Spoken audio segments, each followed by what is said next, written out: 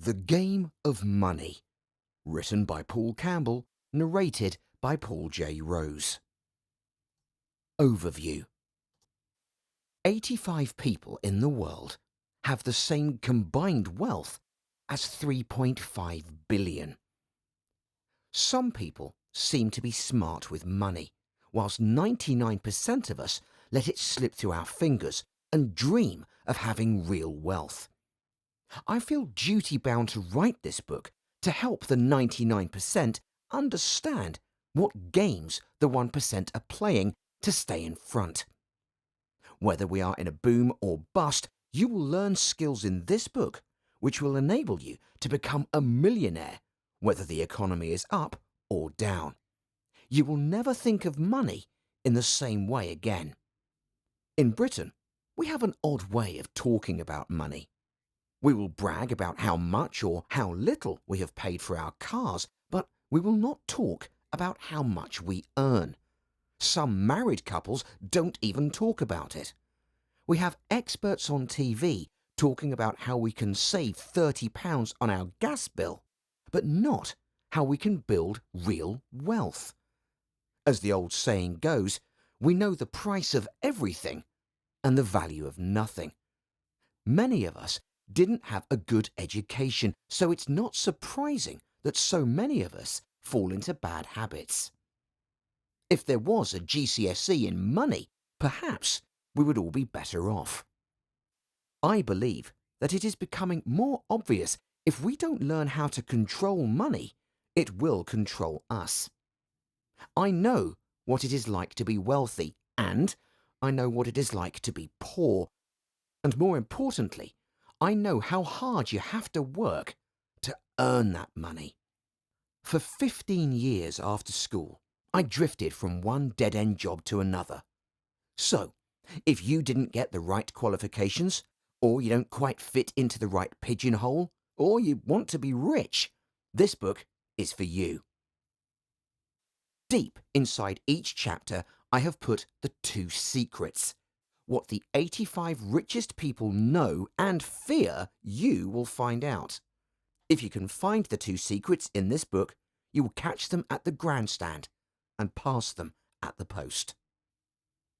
Introduction. I've written this book to try and serve the ordinary man or woman on the street who wants to become financially independent. I've told my story, all the ups and downs I've had through my life, from being expelled from school for being dyslexic and not being able to keep up, to ending up in dead-end jobs for the next 15 years on my pursuit of becoming a successful businessman. It is close to my heart and it sickens me to see the average man or woman in the UK working 60 to 70 hours a week and still behind with their bills and losing sight of their dreams. I take you step by step through my life, talking about all the good things and bad things I've done to make money. We live in a world where we have to run to stand still, and I only foresee it getting worse over the next decade. I hope you can enjoy this book and that you can make it work for you. And if you can find the 2 secrets put in the book, you're halfway there. I was born in 1985 in a small town in the heart of the Cotswolds, in a town called Nailsworth. I attended the local town school, always enjoyed school, but was never any good at schoolwork. I was good at counting and adding figures, but my reading and writing were terrible. By age 10, I had the reading age of a 5-year-old. The teachers would often ask what was wrong with me. Why was it not sinking in my head?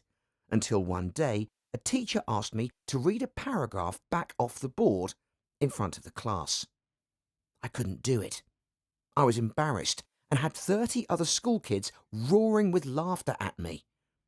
In a temper, I stood up, threw the desk across the room, and with the teacher chasing me around the room and 30 other school kids laughing, I was eventually caught and dragged off into the headmaster's office. It was suggested that I be sent to see a psychiatrist. The school wrote to my mother and said they feared I was slow. After seeing a psychiatrist and after many tests, He said I had something called dyslexia, which just means I would find it hard to read and write, harder than the average person. The school did not know what to do with me. I was so far behind, they wondered if I would ever catch up. So they decided to put me in a school for children with troubled backgrounds and behavioural problems. It was a real eye-opener for me, seeing where some of the other children had come from, the terrible times they'd had in their home life, and how they acted up during lessons. It was the norm to see chairs being thrown through windows on a regular basis, and fights breaking out in the playground and in the classroom. I was at that school until 2001, when I finally left at age 15 to work full-time as a kitchen porter in a local hotel. I always thought I could make it in life, and from a young age employed a hard work ethic. I thought the only way to make it was to work every hour God sent, day and night. I'd often put in 90 hours a week after 6 paper rounds in the mornings, dreaming of the day when I would become a professional motocross racer, knowing I would never make it academically. My interest in bikes began when I was 12. For my 12th birthday, after saving up some money from mowing the local lawns, I bought an old motorbike for £200, after seeing one of my neighbours with his motocross bike wheeling it across a local field and jumping high into the air, and I knew that was what I wanted to do. I started entering competitions at age 14 with an old second-hand bike which broke down regularly, and I pushed it as far as I rode it that year. Over the next couple of years, I progressed well through the ranks, entering as many competitions as I possibly could, and each year having enough money to buy a better bike and a burning desire to win the race. The game of money. It was September 2002, in the heart of the Cotswolds, England, on a red-hot sunny day.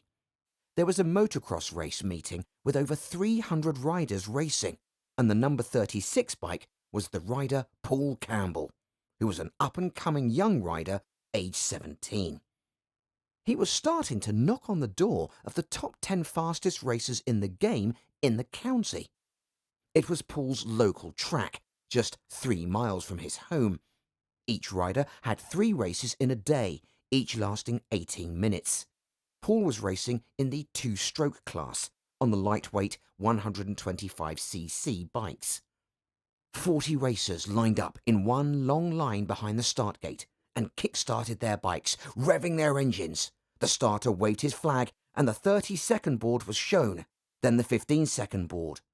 All eyes down on the start gate, waiting for it to fall. As Paul put his bike into gear, holding the throttle 3/4 back and letting the clutch out to biting point, the gate fell, and 40 bikes screamed their way to the first corner. Paul coming out about 2/3 down the field, they hit the first corner as they slammed on their brakes for the first 180-degree corner. Paul outbraking most of them around and working his way up to halfway up the field. The fastest amateur rider in the country was racing at this race meeting, and in Paul's race, he had got off to a bad start, and was the bike just in front of Paul as they both hit the throttle going down the first big hill. Simon Davis, the first rider's back wheel, locked up slightly as Paul coming into the corner side by side with Simon Davis. Paul had the inside line as they hit the exit point of the corner, and he managed to cut Simon Davis off, drifting across his line as they climbed the hill heading towards the crowd. Paul and Simon were coming through the pack fast, passing riders very fast, and by the second lap, Paul was up to 4th and pressing for 3rd. With Simon right behind him in 4th, they roared up out of the valley and headed around the S-bends. Paul hit the throttle, heading for the big jump, which was 50 foot long, and Paul and the leaders were heading down into the valley. Paul hit the throttle and drove up the face of the jump. Simon drew level with Paul as they took off through the air. Simon whipped the bike sideways with the back wheel 3 centimetres from Paul's front wheel, whilst looking over his right shoulder back at Paul. He had a look of rage in his eyes. He meant business. Simon's bike stayed lower to the ground, as he was pre-jumping the bike on the takeoff of the jump by laying it sideways and whipping the back wheel. On landing a split second before Paul, he accelerated down the hill just in front of Paul and was getting upside to the rider in front who was in second.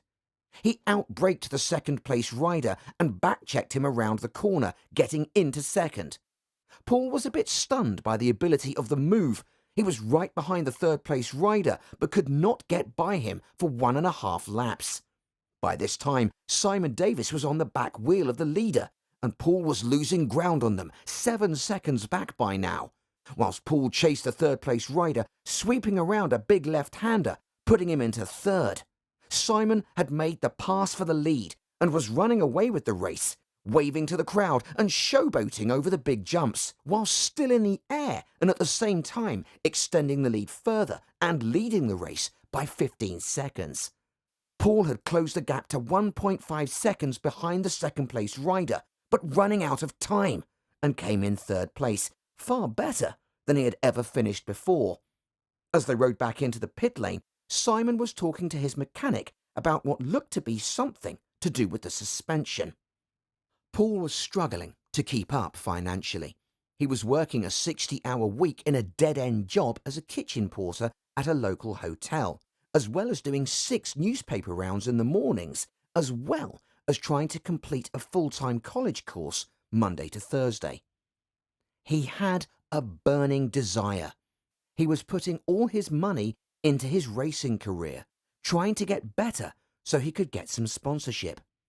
He knew that time was running out if he did not get picked up, and some sponsorship by the time he reached 18 or 19 would be too late, because after this he would probably never be able to make it as a professional motocross racer, which had been his dream since he was a little boy, and he'd been working toward that for the last 6 years. As Paul put his bike onto the stand and started to take off his helmet and get out of his sweaty gear and wash himself off by pouring a bottle of water over his head, he looked over at Simon's race lorry. His sponsors were here to watch him, and the local newspaper was there doing an interview. Paul looked over at Simon's mechanic, who was power washing his factory race bike, as Paul took his mud scraper out of his van and started to scrape the mud off from underneath the mudguards, as he was unable to carry all the water needed to wash the bike off between races in his little transit van. Paul thought to himself, if I'm ever going to make it to becoming professional, I'm going to have to beat Simon, and here, at my local track. What a chance now, today, when all the newspaper reporters and sponsors are here. It will have to be today, Paul thought to himself. Lee, Paul's friend, was also racing that day. He was a beginner at motocross, but Lee's father, Steve, had a very successful business and could afford to fund Lee and provide a big new race lorry. Paul pushed his bike over to Steve's race lorry. "Hey, Steve, how's it going for you lot today?" Paul asked. "Very good," Steve said. "Look, Steve, can I wash my bike off with your pressure washer? It's a bit muddy out there today." "Yes, no problem," Steve said. "Just turn off the petrol tap on the washer after." "Great, thanks," Paul said, quickly pushing the bike around the back of the race lorry and putting it onto the stand. Paul thought to himself, well, at least if I can't make it to professional level, I can look like one, and laughed to himself as he started to blast the mud off his bike. He finished washing the bike and turned to the pressure washer. He pushed the bike back to his van, where he refueled the bike from a petrol can out of the back of his van, cleaning his goggles off, ready for the next race, and started to walk down to the track to watch some of the other riders race in their classes. As he walked back, he passed his friend Lee's van, and, seeing Lee sat on a garden chair resting, shouted, "Hey, Lee, fancy coming down to watch the racing for a bit?" "Yeah, why not?" Lee replied, getting up and stretching like he just got out of bed on a sunny morning. "Hey, Paul, you were flying in that last race," Lee said. "Yeah, best finish yet, but still can't hang with Davis," Paul replied. "You'll get there one day," said Lee. "Yeah, maybe," Paul said. "Hey, Lee, let's walk right down to the bottom of the valley and look for some better lines. It's getting rather rough out there. Did you do any good in your first race year?" "I got a 9th, Lee replied. "Well done. You're consistently getting in the top 10 now. Thanks, said Lee. I'm now seeing some progress at last, he said with a big smile on his face. They got down to the bottom of the valley, where they could see a lot of the track, and stood on it, as there was a short 2-minute break between the races.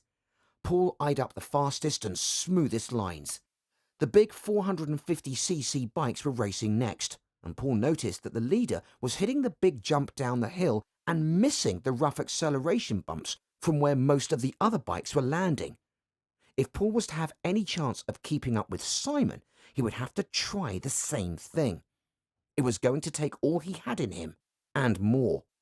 Paul felt that this was his time, and the adrenaline was pumping through his veins. With a burning desire, he just wanted to get the second race underway. Come on, Paul said to Lee. Let's go back up. I'm out in a race soon. Okay, Lee replied. As they walked back to the pits, Paul tried to visualize winning the next race, daydreaming in his mind, and he started to shake with adrenaline as they reached the pits. Catch you later, Paul said to Lee. Yeah, good luck in the next race, Lee replied. I need it, said Paul. As Paul slid the side door of his old transit van open and sat on the floor of the van, thinking what life would be like if he did not ever make it to the pros, over the tannoy came the loud voice of the commentator. 125cc experts to the start line, please. 125 riders to the start line. Paul, knowing he still had about 10 minutes to get there, started to jump up and down on the spot and stretch his legs and arms. Then, placing on his body armour, his racing shirt, helmet, gloves and goggles on the handlebars of his bike, he threw his leg over the bike and kick-started it, and then gently revved the engine to let the engine warm through and slowly rolled down to the start line. Over the tannoy came the loud voice of the commentator once again. This is your final call. 125cc experts to the start line, please. As Paul finished third in the previous race, he had the third place pick at the start gate for this next race. He went to the peg number that he finished on, which was number 3, and stopped the bike, turning it off. As the starter waved them forward in single file, Simon, who was the winner of the first race, picked his gate first, which was just to the right of the middle starter box. Paul decided to go just to the left, as he knew that if he could get a good drop of the clutch and get a good start, this was the best place to outbrake the rest of them into the first left-hand turn. The 40 riders lined up, revving their engines, with the smoke like a mist going up into the sky, looking like the fog down in the valley on a sunny morning. As the starter waved his flag and the 30-second board went up, Paul placed his goggles over his helmet. The adrenaline was pumping through his body from head to toe. He had a burning desire to win this race.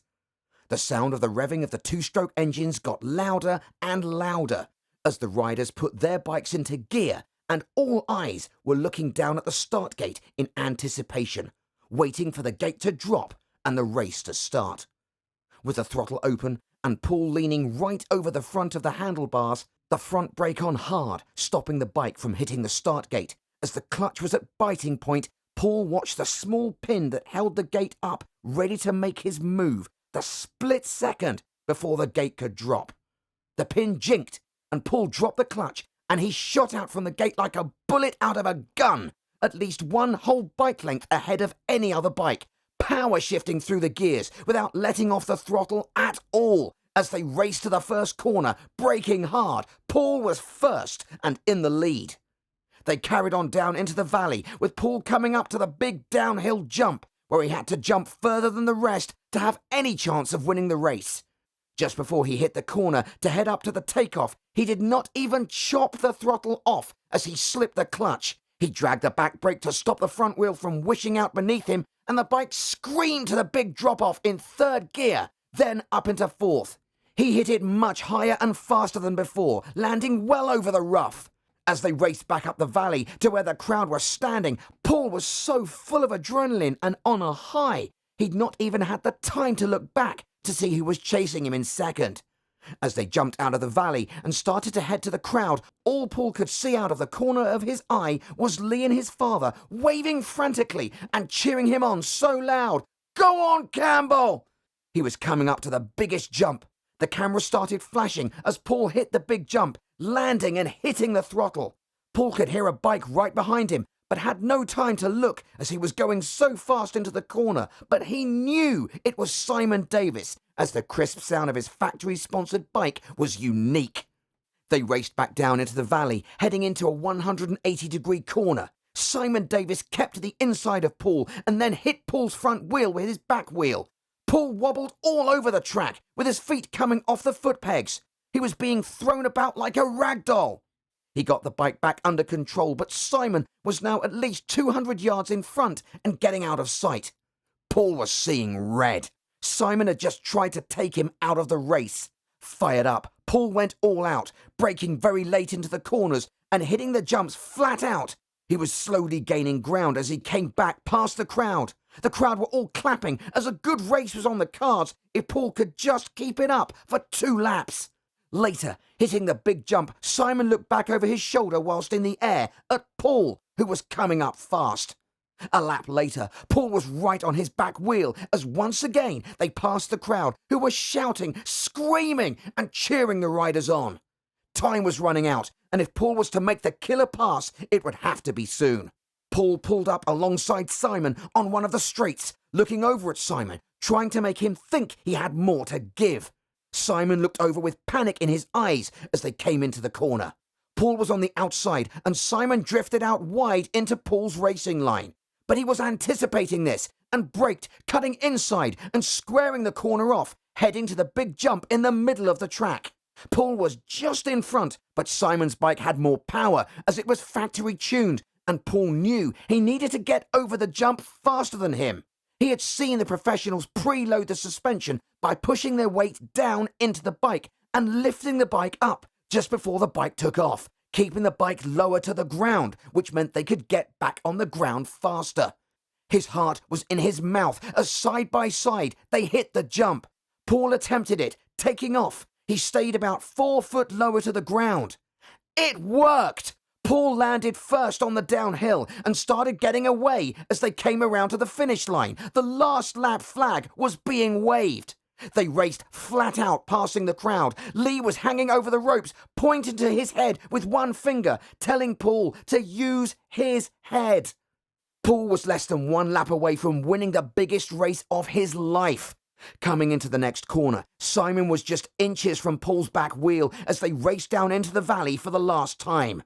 They raced back up the long off-camber hill, power shifting up through the gears. Simon tried to pass Paul into the 180-degree corner, pushing him wide, but Paul just hit the power and kept it straight, leaning back into Simon with his elbow. Simon lost his balance and went down. The bike was still running, and he picked it up and remounted and was away again, but he'd lost about 8 seconds, and Paul knew he just had to stay focused to get to the finish. As he looked back, coming into the next corner, Simon had too much ground to make up in half a lap, and all he had to do was stay on the bike. Paul braked into the corner before the big jump, where the lap before he tried the new preloading of the bike to stay lower. He did not need to do it this time, so just decided he would jump it normally. As he raced up to the 50-foot jump, just as he hit the throttle off the takeoff, the back wheel stepped out to the left of the jump, throwing Paul sideways. Frantically, Paul tried to pull it straight, but it was far too sideways to pull back. He landed still sideways, dropping from a height of about 20 foot in the air. The bike stopped dead, sending Paul straight over the handlebars, with the ground falling away from him. He was flying through the air for what felt like a minute, but was actually only 3 to 4 seconds. Paul knew he was in big trouble and on the way to getting hurt.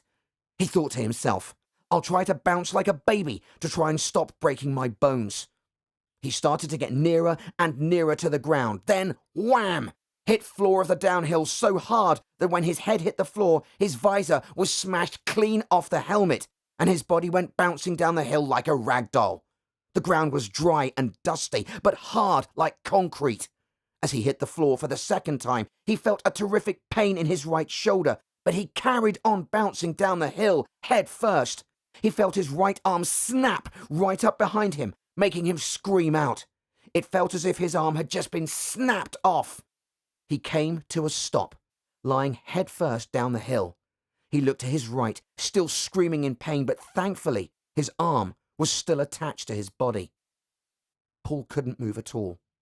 He somehow, in shock, staggered to his feet as the race was still going on and bikes were landing not far from where he was lying. Looking back up the hill, stood in the middle of the track, was the marshal, frantically waving the red flag to tell the riders that the race was over. Paul, who was by now limping to the side of the track, staggered over the ropes and led down on the grass, still in agony. His ankle was hurt too, but the pain was nowhere near as bad as the pain in his shoulder. He clenched his teeth for what felt like a long time. Just lying there, he waited for help to arrive. All the bikes headed past him or stopped on the track and turned their bikes off, and he heard several footsteps running down the hill, and a shout out came, "Campbell, are you okay?" It was Lee and his dad. "No," he replied. "My shoulder's bust or dislocated." "Where's that ambulance?" someone shouted out. "Drop the ropes. It's coming from over there." "Look," someone said. Paul sat up, clenching his teeth, and more footsteps came running down the hill. It was a paramedic carrying a big rucksack on his back. "Hello," said the paramedic. "Hi," said Paul. "Where are you hurt?" "My right shoulder, and top of my ankle is hurting bad." "Anywhere else?" he asked. "My ankle, but that's not too bad," Paul said.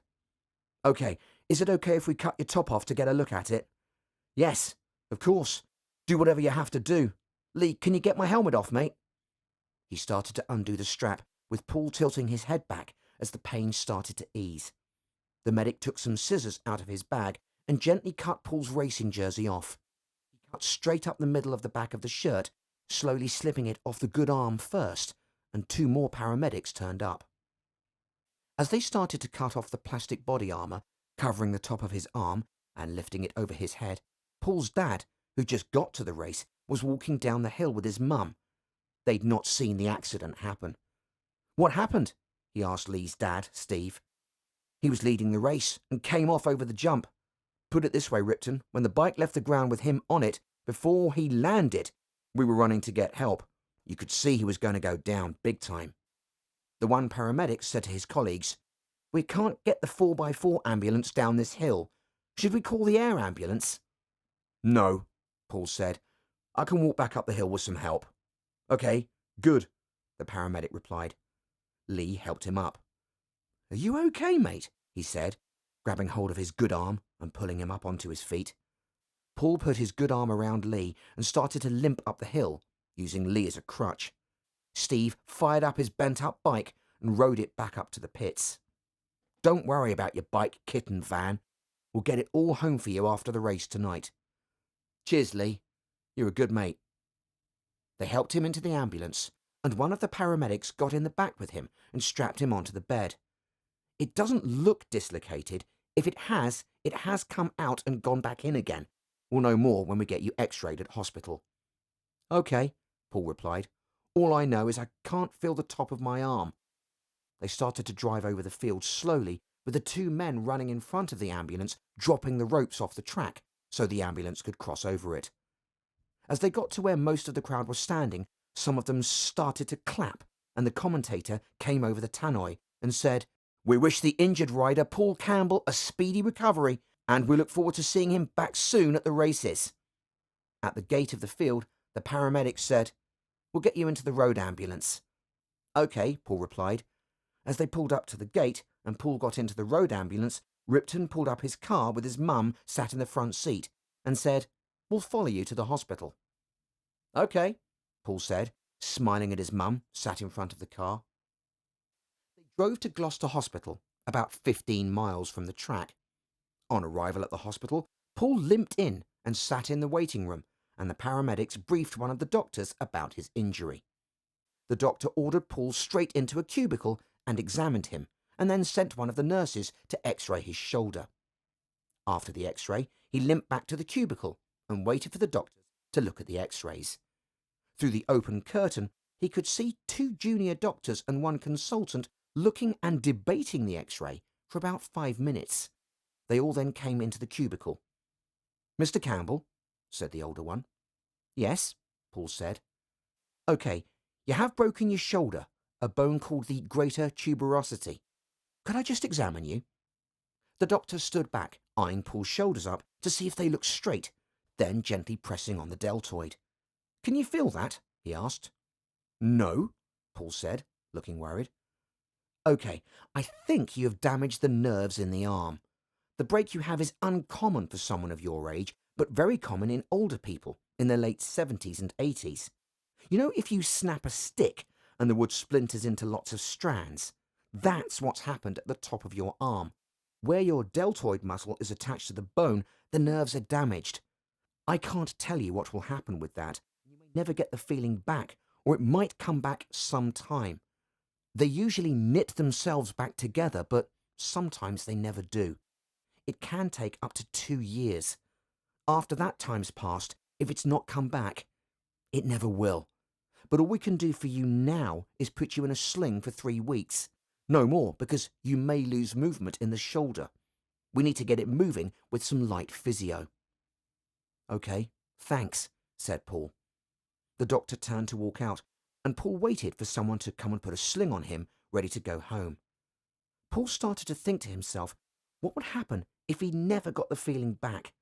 He would lose some movement in his shoulder, and that would mean he couldn't race anymore. He needed a full range of motion to race the bike. This was his first injury, and it was a career-threatening one. One of the nurses came and put a sling on him, and she booked an appointment for another X-ray in 3 weeks, and to see the consultant to see how the bone was healing. Paul then limped out to the waiting room to meet his parents, who had been anxiously waiting. They headed back home, and Paul sat in the back of his dad's car thinking about his career and petrified that it was over before it had even started. If it was over, what was he going to do? When they arrived home, he had a bath and rang work to tell them what had happened, and that he would not be at work for at least 6 weeks or more. Steve rang that night to find out how he was. He said he would wash and get the bike up together, ready for him, and drop it off in the week, as he only lived around the corner. "Thanks," said Paul. That night, Paul went to bed lying on his back, propped up with pillows. His shoulder was agony, and he didn't sleep a wink because the pain was so bad. He had painkillers from the hospital, but hadn't taken any yet, so he decided to start now. As he could not sleep, he sat watching racing DVDs, eventually falling asleep at 8:30 in the morning. A couple of days passed, and Steve knocked at the door one evening. "I dropped your van and bike off for you," he said. "Oh, great," Paul said.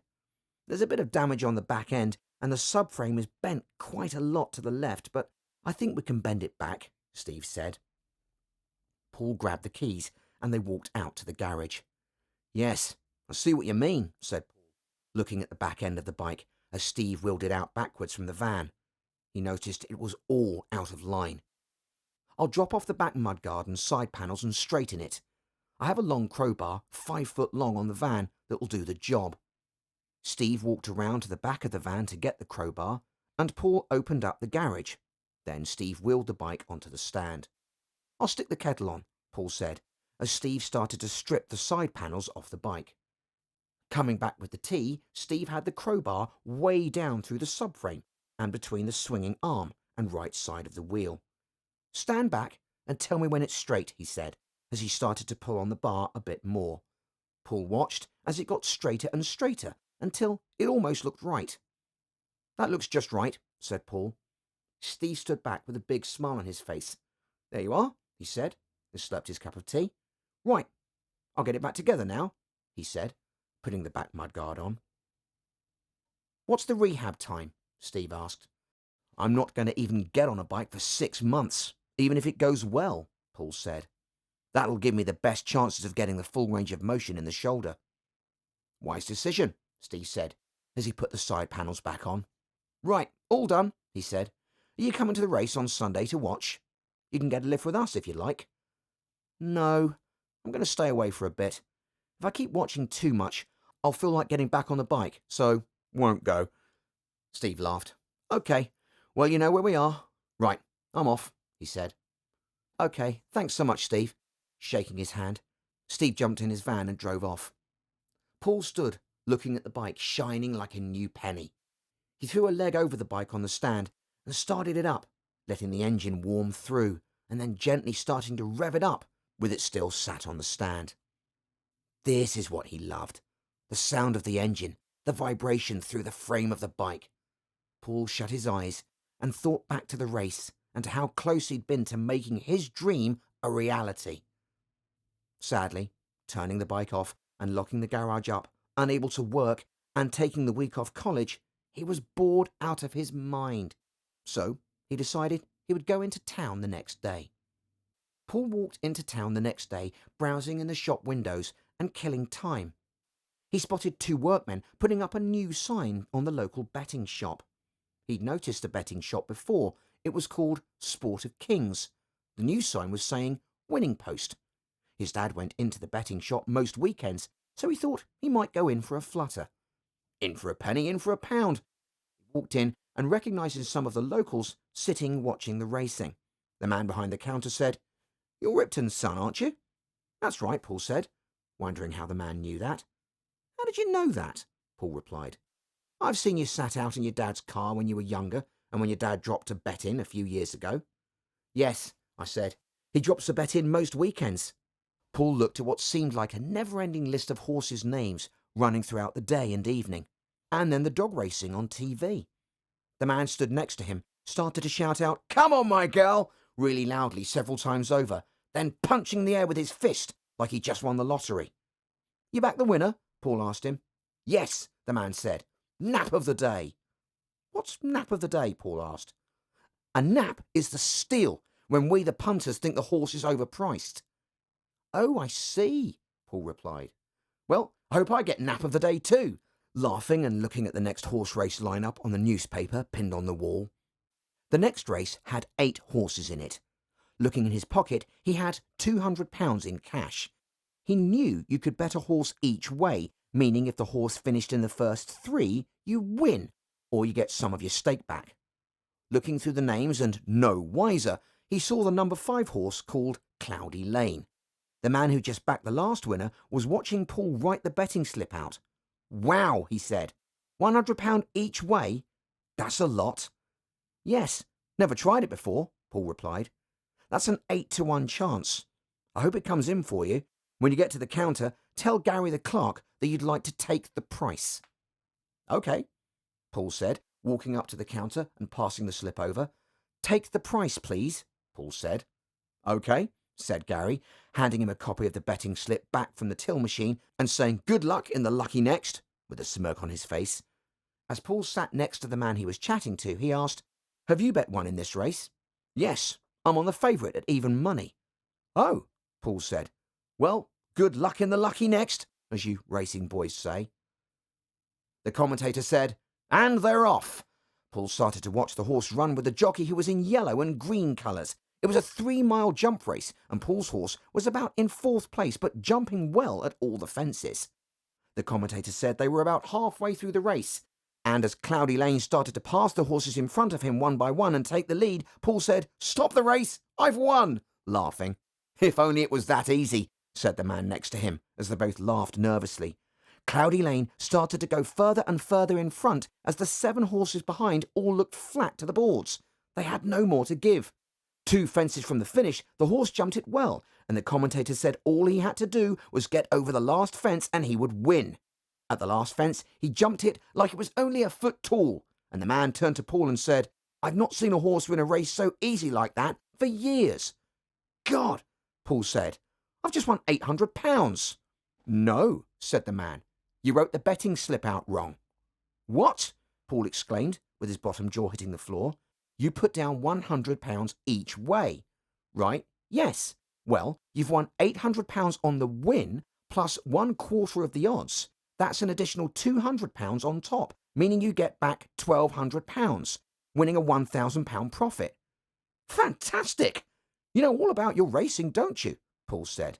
He replied, "I've been a gambler for the last 20 years. You pick up the odd thing or two over the years. What's your name? Paul asked him. John. What's yours? Mine's Paul. Well, do you know the best thing you could do now, Paul? John said. No. What's that, John? Pick up your grand profit and never bet again. Well, if that's true, John, why are you still betting after 20 years? Because we gamblers hold on to a whim of winning it big one day. A kid of your age, you don't need to go down that path. I've seen so many kids try their luck over the years and end up in all sorts of trouble, ending up homeless, bankrupt and broken in all ways, not just financially. You see, kid, the bookie has all the odds in his favour. You have that horse right and it won. When he had 7 running against your horse, he had 6 times more chances than you of winning. I see what you mean, John. Walking over to the window with Paul, John said, You see the car parked over the road, kid? See that push bike chained up? That's my bike. You never see a bookie on a bike. Gary, this is his shop, he drives a Bentley. See the difference, kid? Yes, I'm with you. I'm off then, just pick my cash up. Walking up to the counter. Well done, Gary said as he opened the safe under the counter. I bet I'll never see you again. Yes, I might be back, Paul said, trying to shovel the crisp £20 notes in his wallet with one hand and heading out the door. Nice to meet you, John, holding his left arm out to shake John's hand and while slipping him a screwed-up £20 note and walking out saying, Have a bet on me. Thanks for your advice. He walked over to the bank and banked the £1,000 and then walked home with a spring in his step, thinking of what he could do with the winnings. If it was okay to go back to work before Christmas, he would have over 3 months to save some money up, and coupled with the £1,000 he'd just won, he would have enough for a second race bike, which would be a great help, meaning he could practice on one and not take so much wear out of the race bike. Things were not looking so bad after all, he thought to himself. The week passed and Paul went back to college, taking the bus in for 3 weeks. The next week, his hospital appointment came in the post, and about 3 weeks after the accident, he was back in hospital for his shoulder to be x-rayed. As he sat in the waiting room, he started to fear the worst. He sat waiting as the doctor was running late. Finally, the nurses called him through for the x-ray. He sat back in the waiting room, waiting to see the doctor. After about 10 minutes, the doctor called him in. OK, Mr. Campbell, I've looked at your x-rays and I'm very happy with the bone healing. I think because of the nerve damage, we'd better get your arm out of the sling and start some very light movement. I'll book you into physio starting tomorrow. Is that OK with you? Yes, Doc. Whatever I have to do. No lifting with that arm, I tell you. I'll see you in 3 weeks' time, and they'll give you an appointment card to book in at reception. So, see you then. Paul was booked in to see the physio starting the next day. It was a long and rigorous process, but Paul put in all the work to give himself the best chance of a good comeback. Gently exercising the shoulder 3 times a day, 7 days a week, and after an additional 3 weeks, Paul started swimming to get the movement back. December came, and the doctor cleared Paul to go back to work, and the physio signed him off too, telling him just to keep the exercises up. He still had just over 3 months to get fully fit for the racing season. Working like a dog to get fit, with extra shifts at work, and saving up the 2K for the second race bike before he knew it, it was February. He was feeling fitter, but with the bad winter in the UK, he was not able to get out on the bike for practice. He had the money ready for a second bike, and bought one that was just 1 year old for £2,900. He was as ready as he was ever going to be, but he could still not get the full range of motion in his shoulder because of nerve damage. The next month passed, and it was the day of the first race in a place called Bromsborough. The track was Paul's favourite track. It was in the deep red sand, with big up and down hills, and you could keep the bike flat out around the corners. On the morning of the race, Paul and Lee walked around the track. Paul knew that this was going to be the day of reckoning in his racing career. He was looking forward to the day. The track was in pristine condition, but as it was soft sand, it was going to rough up fast from race to race. The commentator came over the tannoy and said all the experts were going to be put in the same race, 125cc, 250cc and 450cc to make a full gate as numbers were low. It was a wet meeting, but the track ran well in the wet. After walking the track, they went back to the van and got the bikes out and ready for practice. They lined up for practice, and kick-starting, they rode down to the start line. The starter let them go, and Paul went out looking for some good fast lines, which he found. He felt good on the bike, but was only doing a fast lap, then a slow one, to look out for lines. Paul had a big smile on his face. He was excited about this first race. He was also very nervous about it at the same time. As they lined up for the first race, Paul picked a gate right in the middle of the start line. The starter waved the flag to signal to start their engines.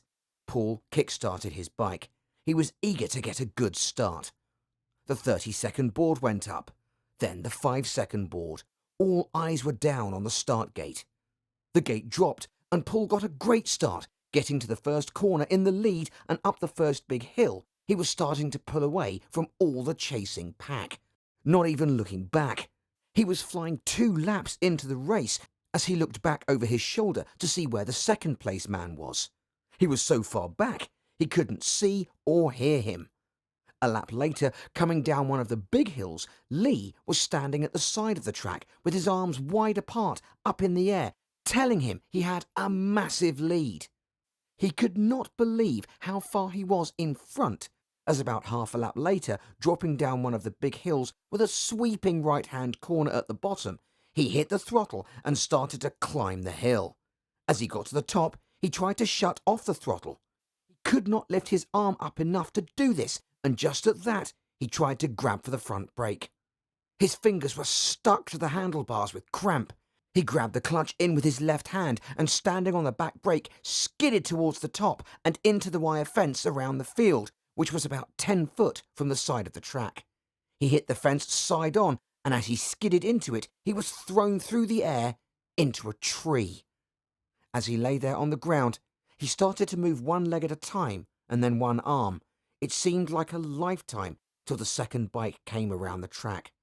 Paul was unhurt, and he slowly got back to his feet and clambered back over the fence.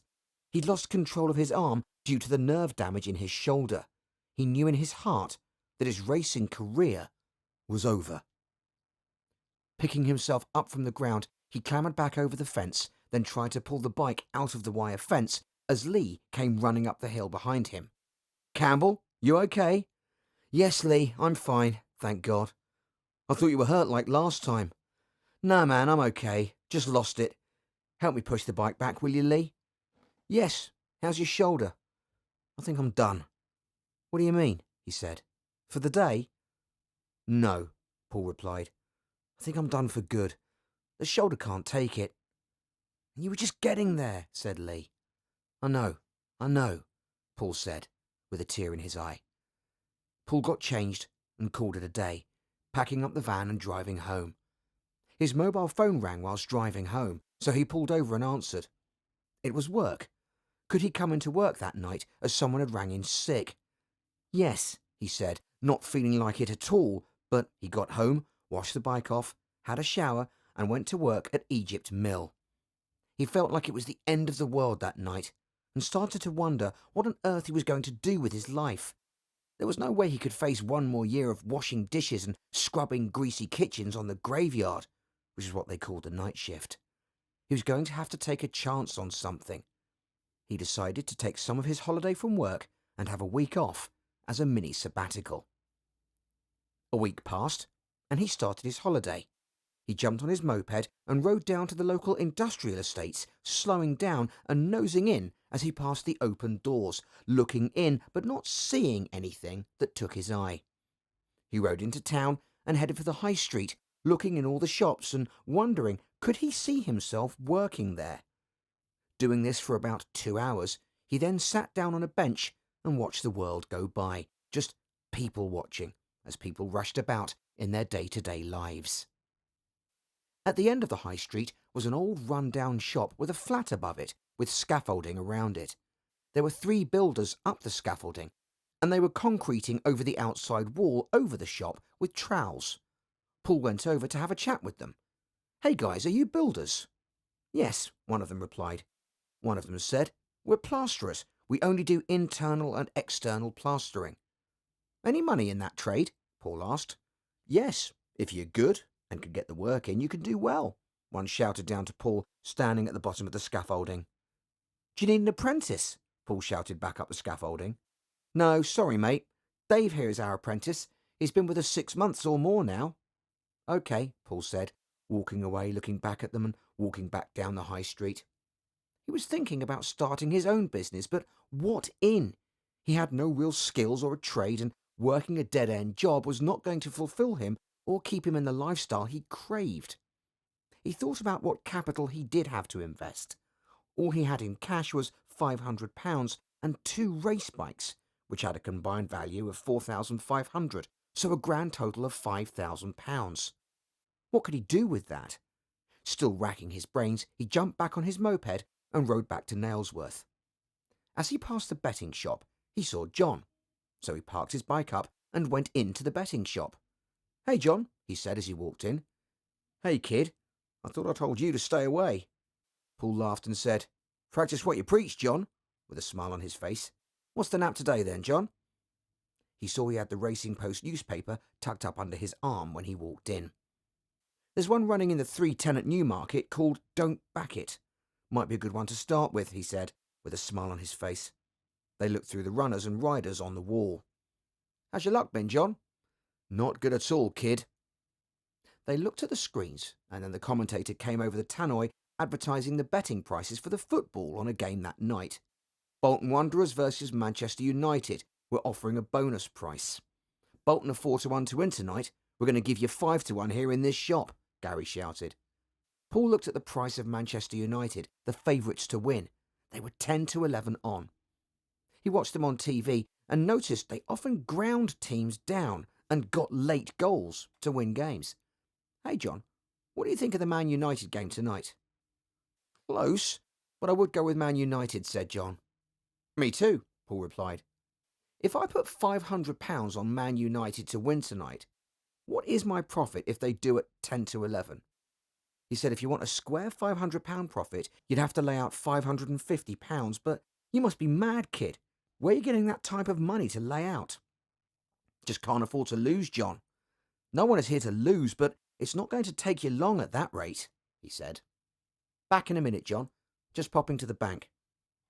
As Paul walked into the bank to withdraw the money, he knew he only had £500, so he was going to have to go into his overdraft for the extra 50. After withdrawing the money, he then walked back to the bookies and placed the bet with Gary behind the counter. Good Lord, Gary said, looking at the stake amount at the bottom of the betting slip. If this one goes in, I'll give you the keys to the shop, laughing. If only, Paul said. You having a bet, John? Paul asked. Yes, I got Man United and a lucky 15. Good luck, said Paul, walking out the shop and riding home. He could not watch the match at home as it was being shown on Sky, so he made do with the radio commentary, tuning in 30 minutes early to get the team news.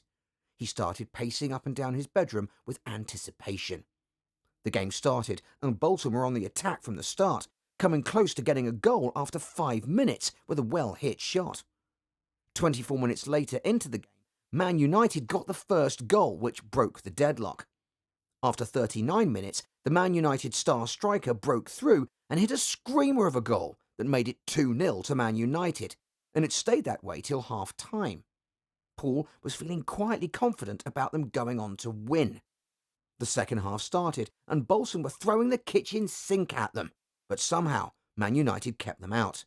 It looked like a Man United win till 87 minutes, when Bolton grabbed a goal and were right back in the game with 3 minutes to go, plus injury time. Paul was pacing up and down, praying that Man United would hold on as Bolton came forward again on a dangerous attack in the 89th and last minute. The commentator's voice got louder and louder as the ball was kicked into the penalty box and bounced around the area like a pinball, then eventually going out of play for a goal kick. The goalie took his time to take it, and the game fizzled out as the full-time whistle sounded. Paul had just won £500. He lay back on his bed, staring up at the ceiling. But what if Bolton had grabbed the last-minute equaliser and the game had ended 2-2, as it so easily could have, he would have lost all his capital. Then what would he have done? He had a thought. What if he broke his capital into little bits and bet? That way he could try and become a professional gambler.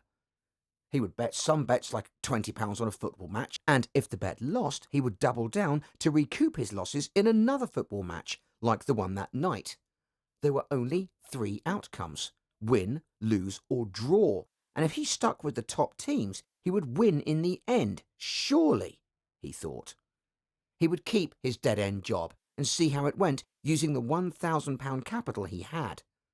The next day, he got up early and went to the paper shop to buy the Racing Post. It had all the horse racing taking place that day in England, Scotland, Wales, and Ireland, and lots of football matches being played throughout the world with a price guide of the odds offered. He took the paper back home, sat down at the kitchen table, and started to read. It was 5:30 a.m. His dad came down to get ready for work. "What are you doing, Paul?" he asked. "Trying to become a professional gambler," Paul replied.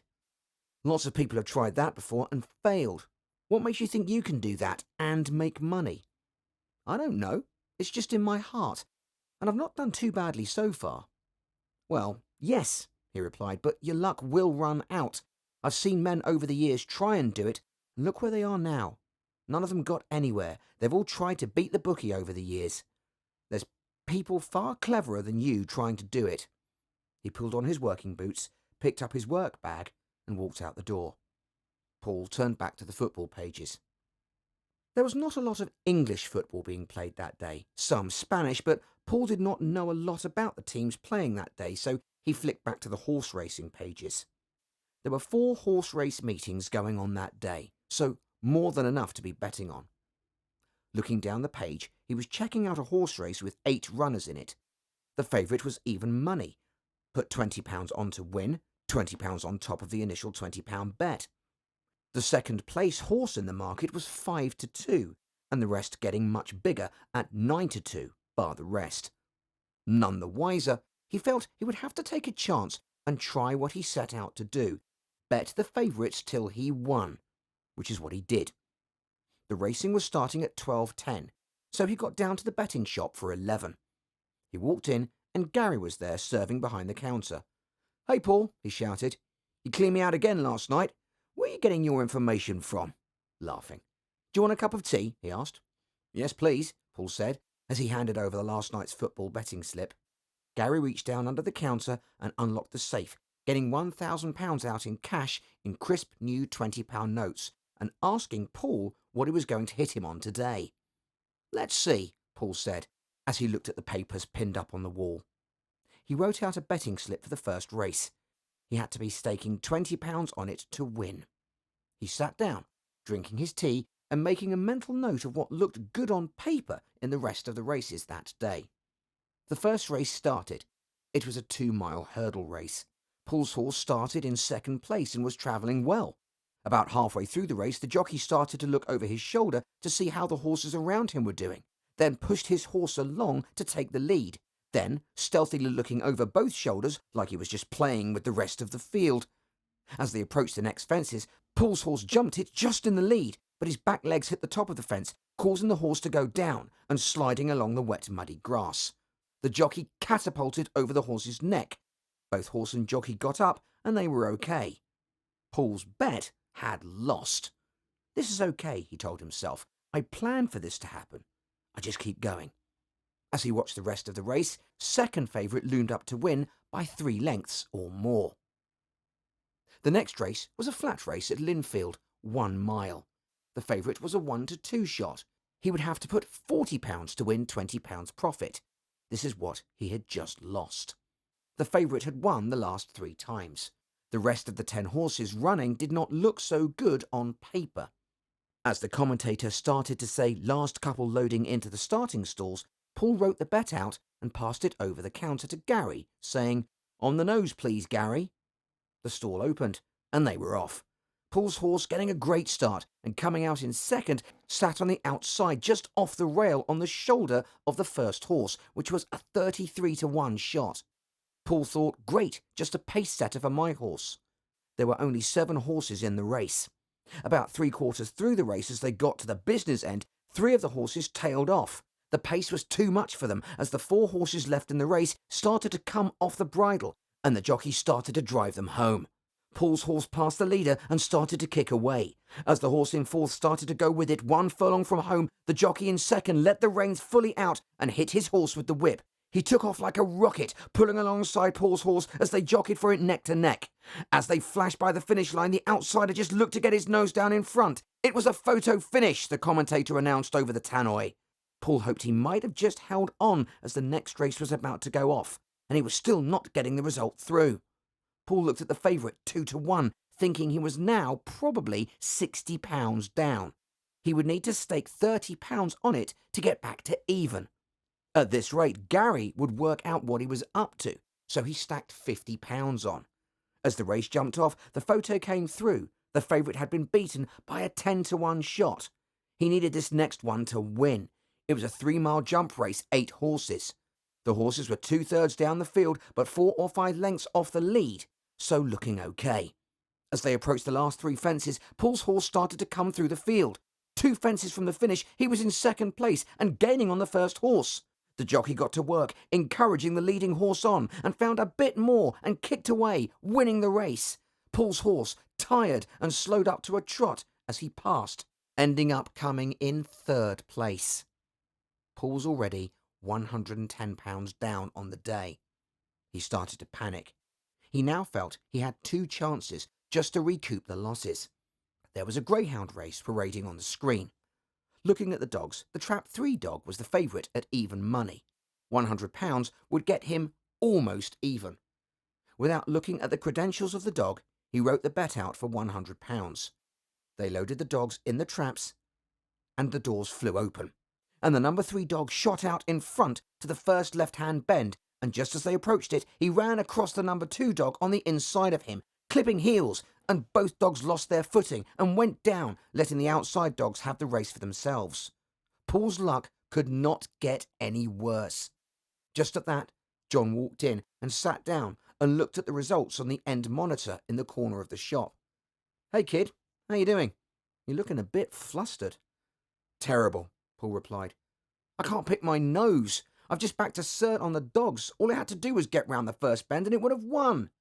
"Ah, I see trouble at the first bend. Yes, that's racing. You have to be careful. What time race was it?" 3:06, Paul replied. "Ah, well, that track is owned by a bookmaker. What do you think they could do to stop you winning?" "Feed up the dog before the race," said Paul. "Good. You're thinking, but not quite that. Putting the dogs in different traps, which will not suit the dogs. For example, trap 1 is in the inside trap, right? But he's a wide runner." "Yes, I see," replied Paul. "They'll put a wide runner in there, knowing when he gets to the first bend, he might run wide, taking out half the field with him. A no-hope dog at 8-1 ends up sneaking up the inside." "You've got so much to learn, kid," said John. "Yes, it looks like it," replied Paul. "Where do you work, John?" "In bookies." "What, you're a bookie?" "Yes, been doing that for 20 years. I now work in a shop over Gloucester for one of the big outfits. You pick it up as you go along. You'll still get losers and bad luck, but you start to miss some of the standout traps that they try and let you walk into. What are you down on the day, kid?" £210, replied Paul. "Right, okay, well, when you start punting, they call you the dumb money," he replied. "Yes, meaning you'll probably go on until you lose it all in the end and not having much knowledge of the game." The next horse race was running on the TV. Sitting down on a swivel stool, he tried to get a clearer head and forget about the losses. The next bet was crucial that he win. He was looking through the runners for the next race and said, "What do you fancy in this next race, John?" "Don't like the race," John said. "Too many in the field for me. It's an 18-horse handicap race." "What do you think of the favourite's chances?" Paul asked him. "It has a chance if the stable wants it today. You see, there's 18 horses running and 6 of them might be interested in winning the race. The rest are there to make the numbers up and for the run to see how fit they are. In a nutshell, the favourite was 4-1. A £100 bet on that would get him well in front if it won." Paul wrote the betting slip out and paid Gary. "Good luck and the lucky next," he said. John did not have a bet in the race because he felt the field was too deep. If this horse did not win the race, Paul would be £310 down on the day. He needed it to win. As the stall handlers started to load the horses into the starting stalls, with John and Paul waiting patiently, the starter waved the flag and the stalls opened up. Paul's horse jumped off about 3 from the back.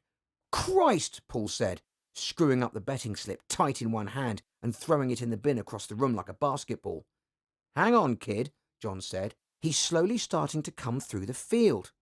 As Paul looked back up at the screen 2 furlongs from the finish, the horse was up into 6th and sat behind the leading pack, looking for a run through as the jockey sat perched like a lion, waiting to leap. A gap came, and he drove through it, pulling up aside the leading horse half a furlong from the finish, and starting to go by as one horse came from out the clouds and passed Paul's horse 1 length from the finish.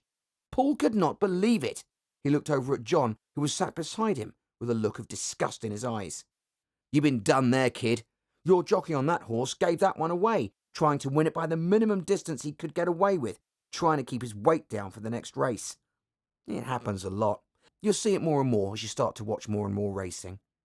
Paul had already lost over 30% of his stake, and he was thinking about how he would get this back. He decided he would stick to the football, where he had made money before. He walked over to the football coupons hanging in a metal sleeve on the wall and pulled one out and sat down at the table studying it.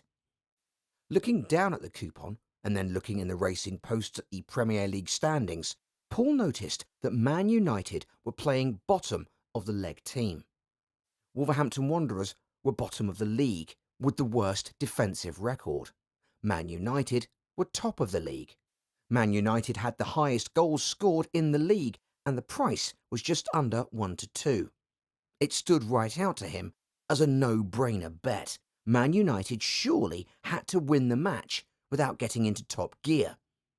Paul had £690 left, and the match was not until the weekend. In 3 days' time, Paul was sitting at the table counting out the rest of his money when John came over and stood behind him, looking over his shoulder. "What do you fancy now, kid?" he asked. "Man United to win at the weekend."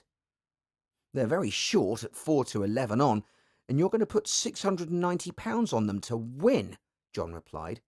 "Hey, Gary," John shouted across the shop, "Man United to beat Wolverhampton on Saturday is 4-11, and the kid's going to have 690 on it with you. If you give him 1-2, that is. Come on, man, stop being tight." Gary laughed loudly, then said, "Far too big. You'll bust me," laughing still. "Oh, go on then. Just this once. I'll lay you 1-2, just for this big bet."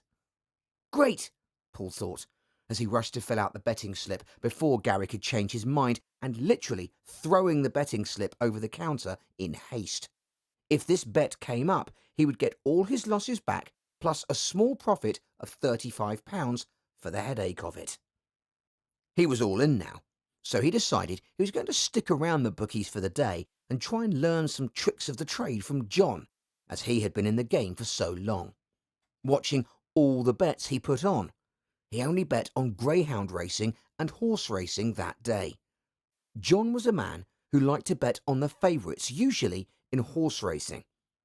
When Paul asked him why he did that, he said he liked to have seen them run before, and he liked to know the money was down from the stable, as trainers often bet their own horses. Paul kept asking John questions and watching the racing, concentrating on the form and things like the horse's head and carriage throughout the day, and the way the jockeys used hand movements, and taking little notes and mental notes. Paul became very good friends with John. They often went up to the local dog track to watch the racing. Paul looked up to John like a mentor. He'd been around the game so long and knew most of the tricks being played. The weekend soon came, and it was the day of the match. Paul was working a shift in the hotel, all day washing up, but he was going to have the radio tuned in to the match. He started work at 7 a.m, and the day could not go past fast enough for him. He had a spring in his step, and was very nervous at the same time. It was a cold but dry day in January. The match started, and it started well for Man United. By the commentators' voices, it sounded a one-sided match, with Wolverhampton never looking like scoring in the first half, and the first half ended goalless.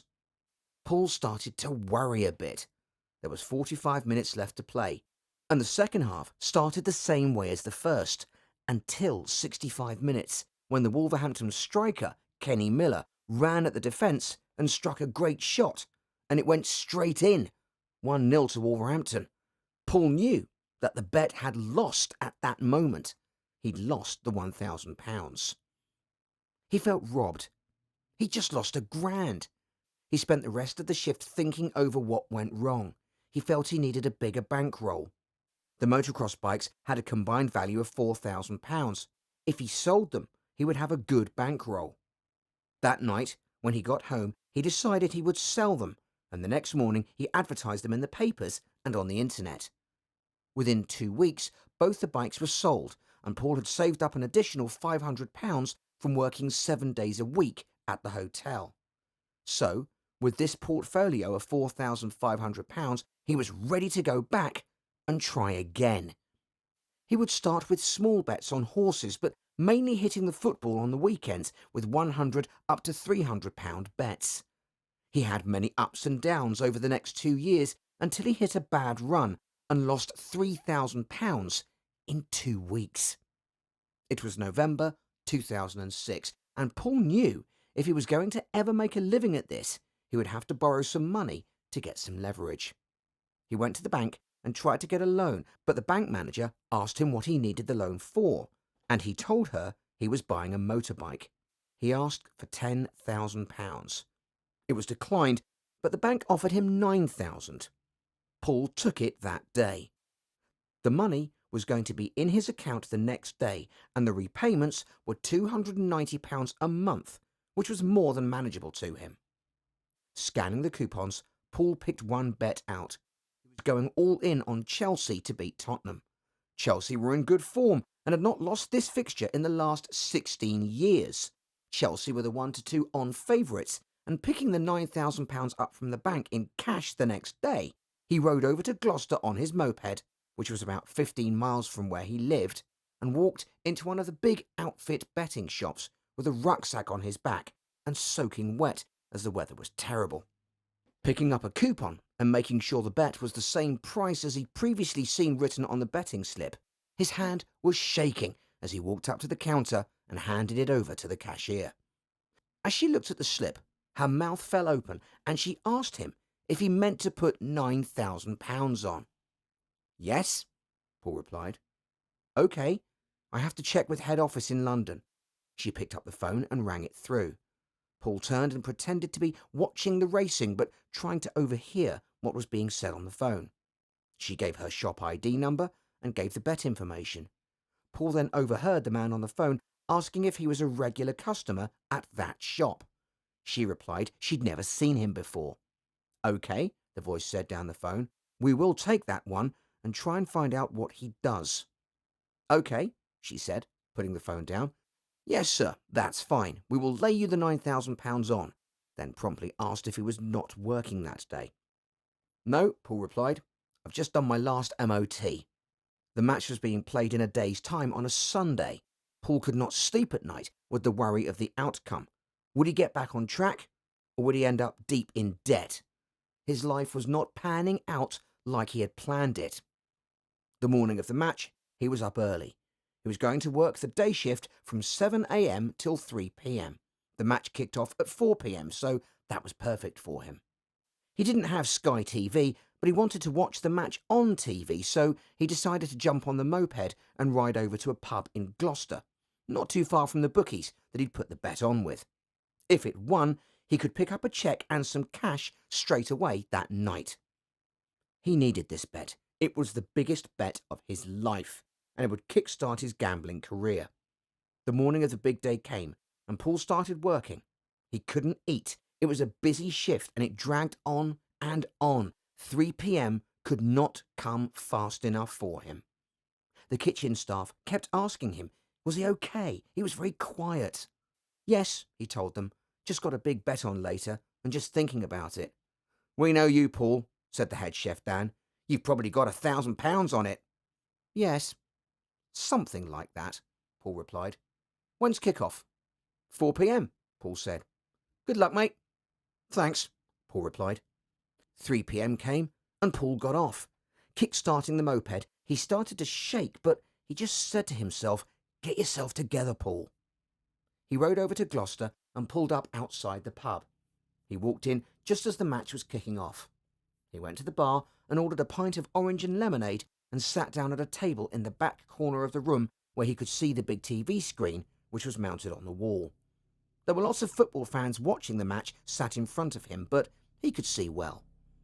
Chelsea had to win to go level on points with the league leaders Man United. The game started fast. A Tottenham Hotspur player called Hossam Ghali picked up the ball on the halfway line and ran at the Chelsea defence, going by two players as if they were not there. It opened up for a hit and he took a shot. He didn't connect right with it and the goalie made an easy save. A couple of minutes later, a ball went over the Tottenham defences and the Chelsea striker was one-on-one with the goalkeeper. All he had to do was shoot, but the Tottenham defender got back in time to take it off his toe and put it out for a Chelsea corner. The corner was whipped into the box and cleared away. The ball fell to the Chelsea player, Makelele, 30 yards out. He hit a wonder strike and the ball flew into the net. It was a once-in-a-lifetime goal. The only goal he had scored for Chelsea previously was a penalty, and he couldn't get that in first time. He had to force the rebound to get the goal. Chelsea were now 1-0 up. Was this going to be Paul's day, as a big smile came on his face? Sipping his orange, he nervously walked up to the bar and ordered a second drink. And just at that minute, the Chelsea right-back Paulo Ferreira felled the Tottenham striker about 40 yards out on the left wing. But it was a long way out, and Paul felt it was not that dangerous as a hard ball was whipped into the penalty box. The Tottenham centre-back, Michael Dawson, rose like a salmon and guided the ball into the far corner of the net. It was a perfect header. 25 minutes into the game and it was 1-1. The colour drained out of Paul's face. A few minutes later, a Tottenham player had a corner and the ball was whipped into the box and there was a goal-mouth scramble. The ball bounced around the 6-yard box like a pinball. Paul's heart was in his mouth as it flew just past the post for a goal kick. Minutes later, Tottenham had a free kick from the other side. A flat ball came fizzing across the box again, and it was Dawson who rose again. Paul's face dropped as he just missed the net, and it went out for a corner. Tottenham were on top in the game. The half-time whistle went just in time a few minutes later. In the second half, Robbie Keane, the Tottenham striker, picked up the ball halfway in his own half and went on a run down the left wing as he tricked his way past the Tottenham right back and whipped in a cross in from the byline. The ball was deflected up into the air by a Chelsea striker to the back post where Aaron Lennon, the Tottenham right back, waited to bring it down and smashed it home into the right corner. At that minute, Paul knew in his heart the bet was down. Tottenham had not beaten Chelsea in 16 years, and this was the day Paul had picked. Paul felt he was in trouble. He was now in big debt with the gambling. The football season ended, and in the summer of 2007, Paul spent time thinking about his career and how he could try and come back fast. Working hard, still in the dead-end jobs, the off-season soon ended, and the new fixture list was out. Paul, looking at the fixtures, saw a fixture that he thought was overpriced last year at 10 to 11 on, Man United versus Newcastle. So he decided there and then he would wait till that fixture and go all in on the game. The season started in late August, and the fixture was not until the following February. He had 6 months to wait, but that did not matter to him. If he was going to go professional, he would have to learn to wait patiently for the stars to align. He didn't bet at all for the 6 months. He just sat and studied the teams and prices. A month before the big match in January 2008, Paul went back to the bank and asked for a loan. The bank approved him a further £15,000 loan. If this bet lost, he would be on his way to bankruptcy. He was still paying for the £9,000 he borrowed before. A week before the game price coupon was out, the bookies' odds compiles had put the price into 1 to 2 on. As Newcastle were injury-stricken, Paul decided he would still go through with the bet and he was also going to the match to watch it live. If he lost, he wanted to see where it went wrong. He had saved an additional £3,400 and was going to have the lot on the match. Paul had a second cousin that lived in Newcastle, and Paul called him and told him he was going to book a ticket to the game and come up to the match, asking him if he could stay at his place the night before the match, as it was well over a 5-hour drive up the country to get to the ground from Gloucestershire. Paul's cousin Tony said, "I can do better than that. I have 2 free tickets to the match. My friend's a season ticket holder and he can't go that day as he's got a wedding. So come up with a mate and we'll get you in. You'll be in the Newcastle supporters' end." "Great," Paul said, as he was a Newcastle supporter at heart, but this was business and he had to use his head. He got off the phone and called his friend Tom. "Tom, fancy coming up to Newcastle next weekend?" "Yeah, why not? What are we going for?" "Got a little bet on the match," Paul replied. "OK, we'll go Friday morning. I'll pick you up at 9 a.m. "OK," Tom said. "See you then." This was the bet that would make or break his gambling career, and Paul knew it. Paul had been studying both teams for the last month. Newcastle looked in bad shape, injured and lacking flair. Man United looked in great shape, with 4 or 5 players that looked unstoppable, coming forward and all fit and available to play. Wayne Rooney, Cristiano Ronaldo, Carlos Tevez, Louis Nani, Michael Carrick, and top players like Louis Saha on the bench, and they were solid at the back. It looked like a football manager's dream team on paper. But this was betting, and anything could happen, and Paul knew it. The match was on a Saturday.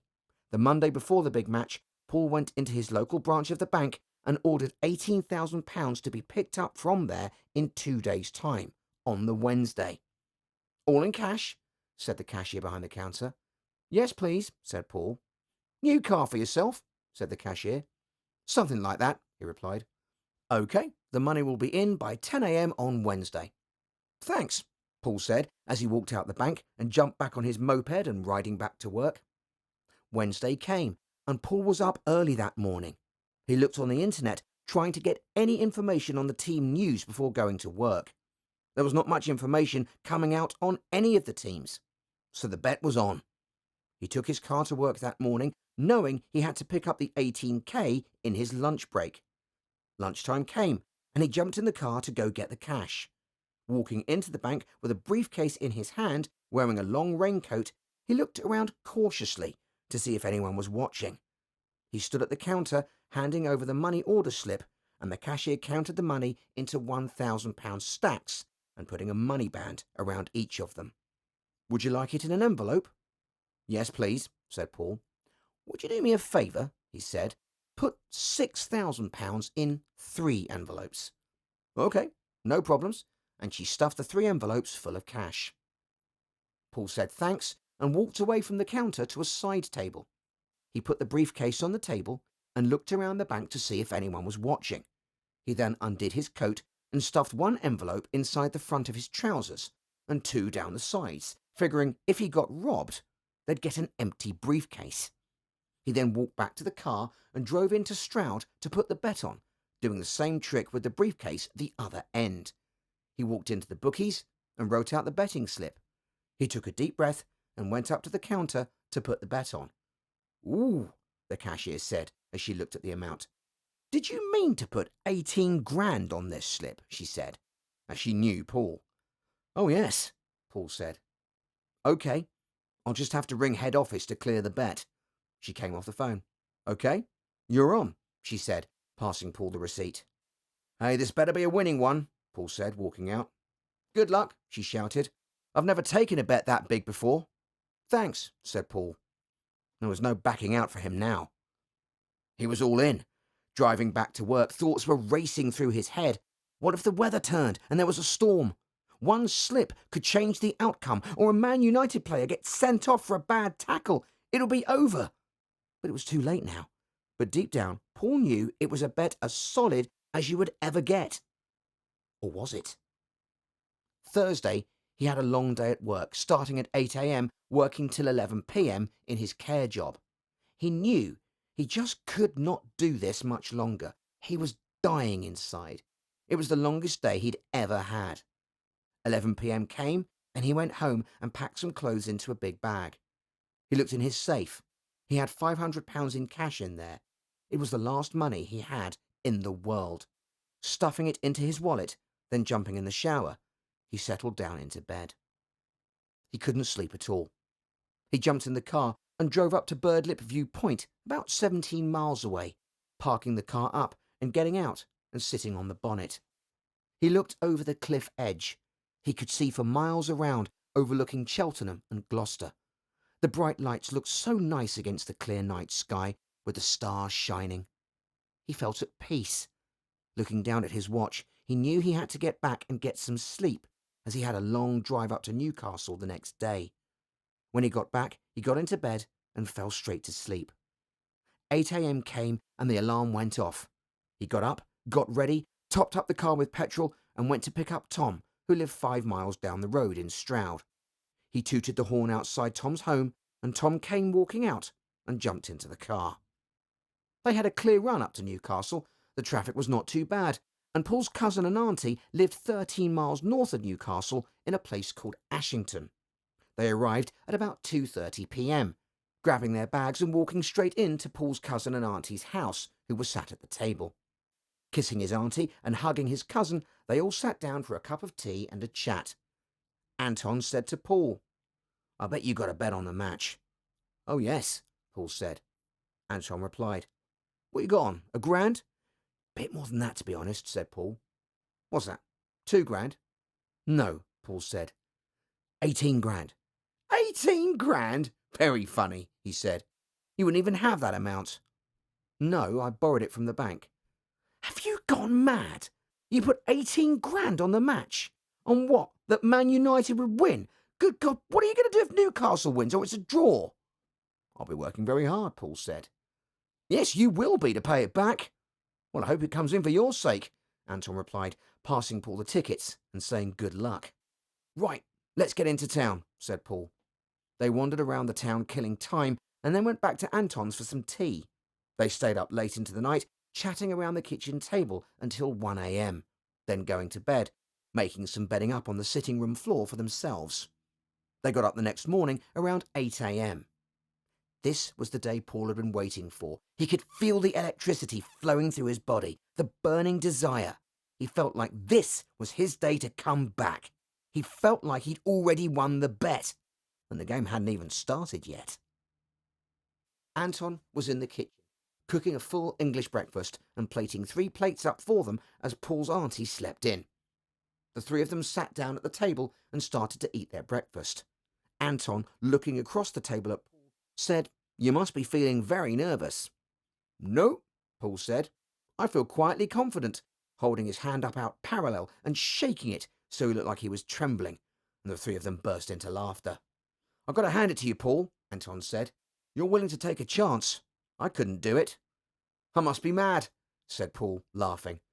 They finished up their breakfast, and Paul and Tom walked into the local town of Ashington, about 2 miles down the road, window shopping.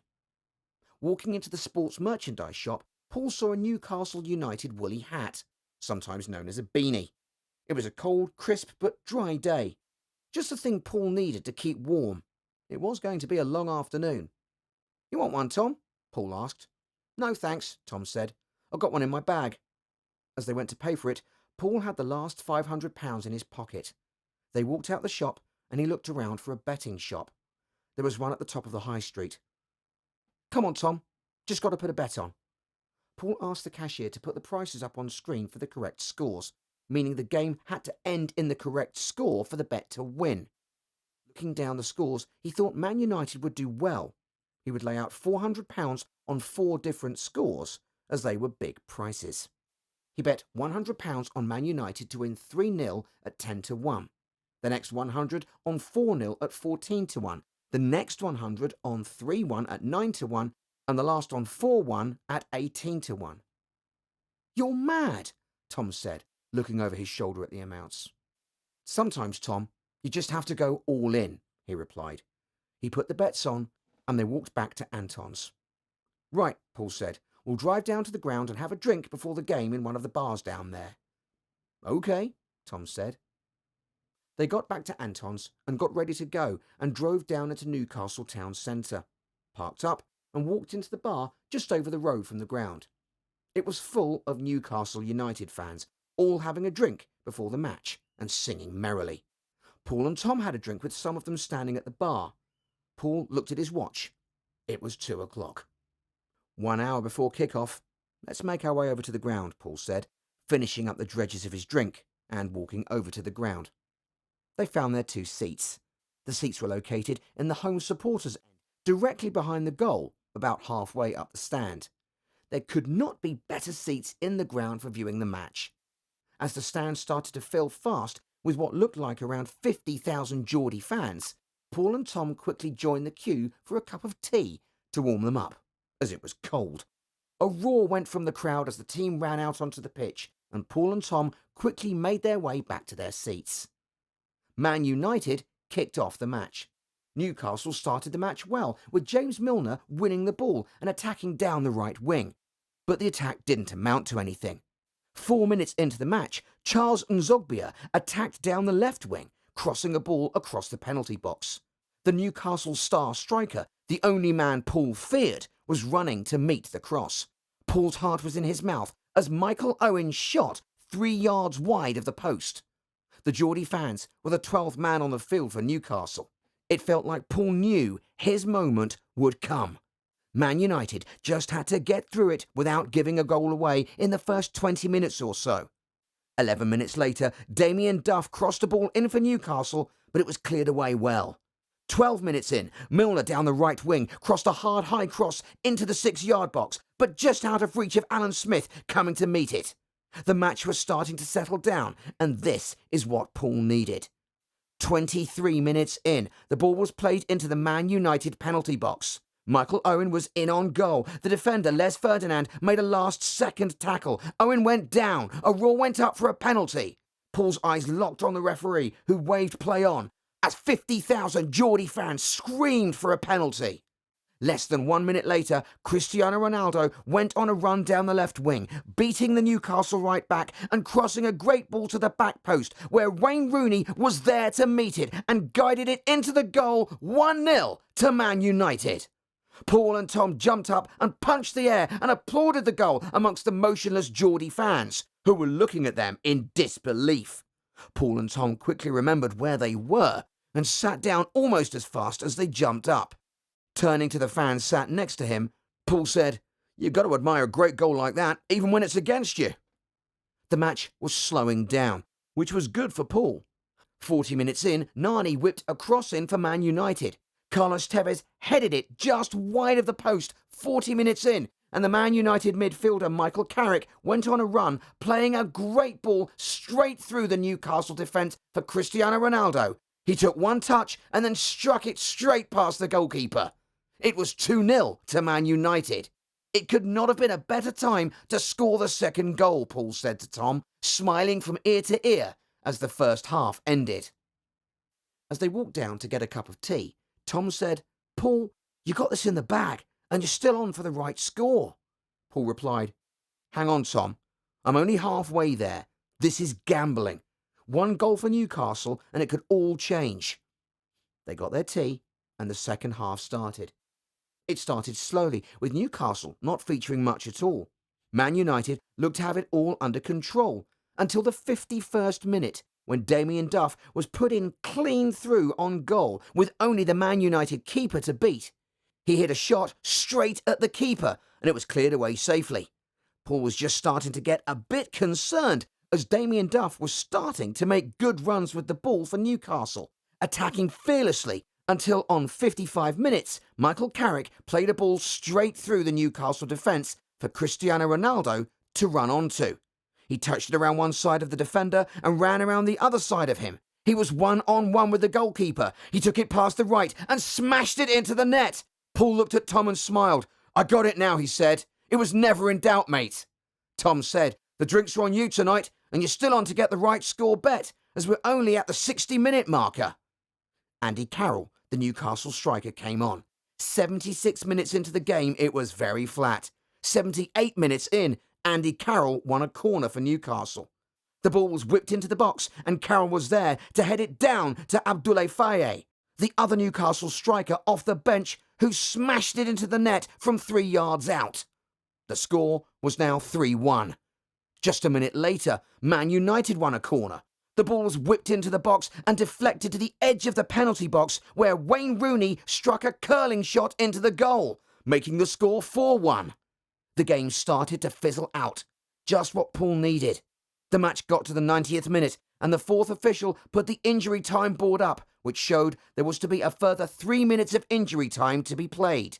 Late into the 90th minute, Louis Saha went on a run playing in Rooney, who set up Saha, who smashed a shot in from the penalty spot to make the score 5-1 to Man United.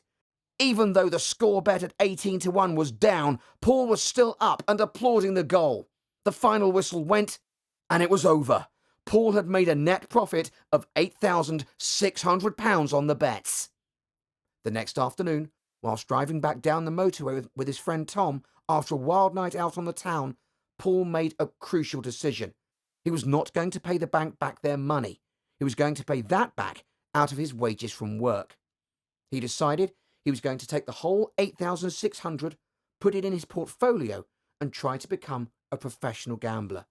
He was going to break his money up into bets of £50, £100, sometimes £200, and occasionally £500 if he really fancied it, and try and become professional. The next 8 months, his gambling career could not have gone better.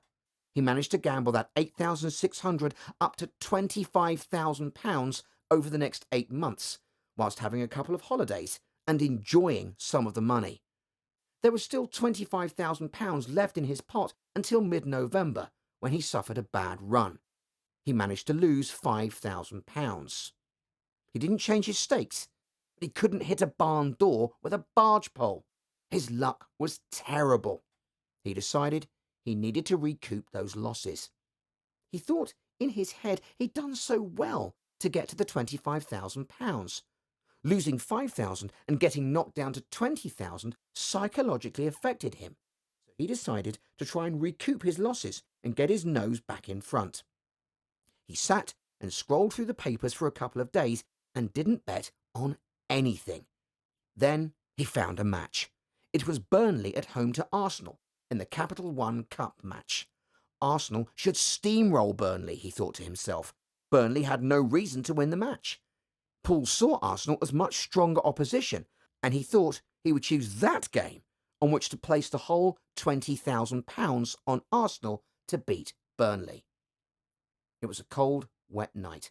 He was sat at Birdlip Viewpoint, looking over the cities of Cheltenham and Gloucester, the lights lighting up the sky above, and something did not feel right from about an hour before kick-off.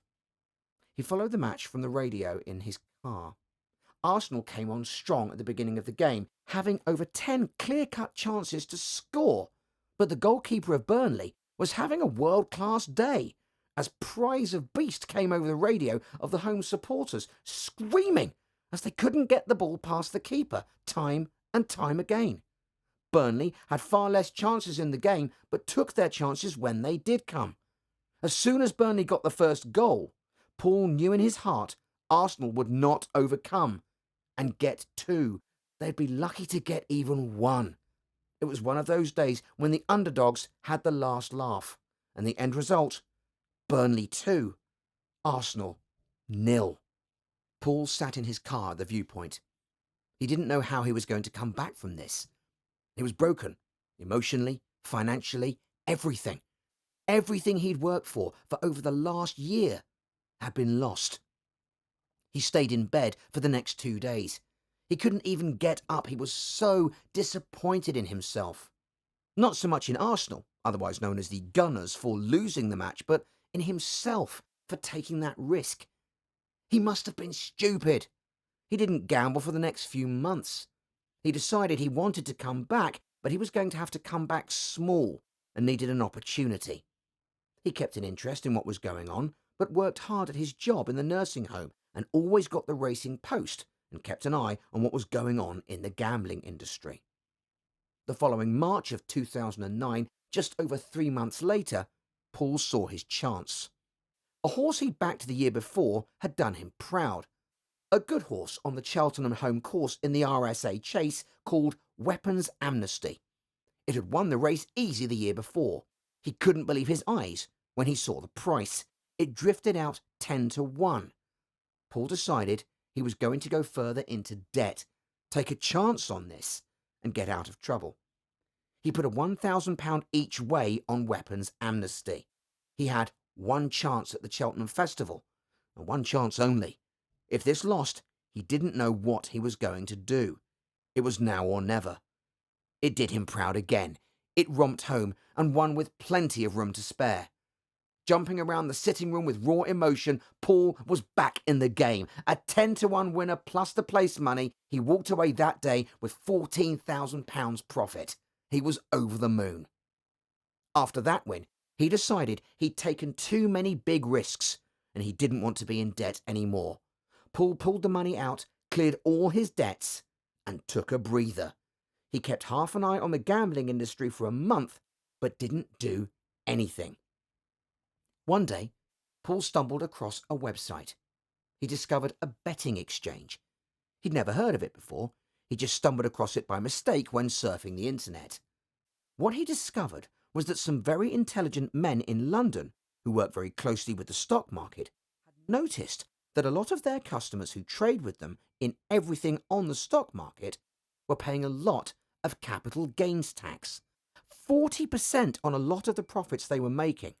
So they decided if they brought the stock market mentality of betting short and long to the gambling industry, there wouldn't be any taxes to pay currently in the UK, as it was known as betting, and according to HMRC and everybody else, you can't make money out of betting. But Paul knew there were people out there who did.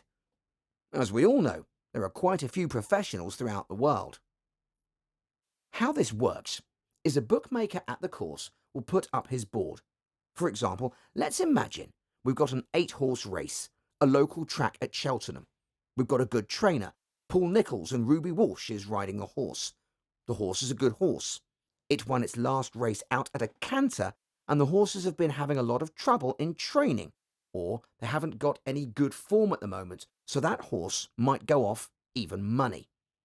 The next horse might be 3.5-1 or a 4-1 shot. Let's say the punters get stuck into that even money shot. Ruby Walsh on it, they all fancy it. They have £10,000 on that horse alone. The bookie can only get £3,000 spread across all the other horses for people to bet on. Therefore, it is weighted heavy on that favourite. He stands to lose £10,000 if that favourite wins. All the other possible outcomes, he stands to make a profit, but the bookie cannot afford to stand to lose that much on one race. So what he will do is look to lay the liability off, which means try to back the favourite himself, if possible, at a slightly higher price. He will try to cover his exposure to the people sat at home on the betting exchanges. He's trying to lessen his liability all the time, so he's like an actuary in an insurance company. If he fancies that horse himself, he will sometimes have the whole stake money on that horse on a slightly higher price, looking to make a profit himself. And so this is how the gambling industry has changed over the last decade or so. So, seeing an opportunity, Paul decided he was going to have a go. He had £1,000 in his first account, which he tried to work daily, building up to £1,500 before blowing the lot.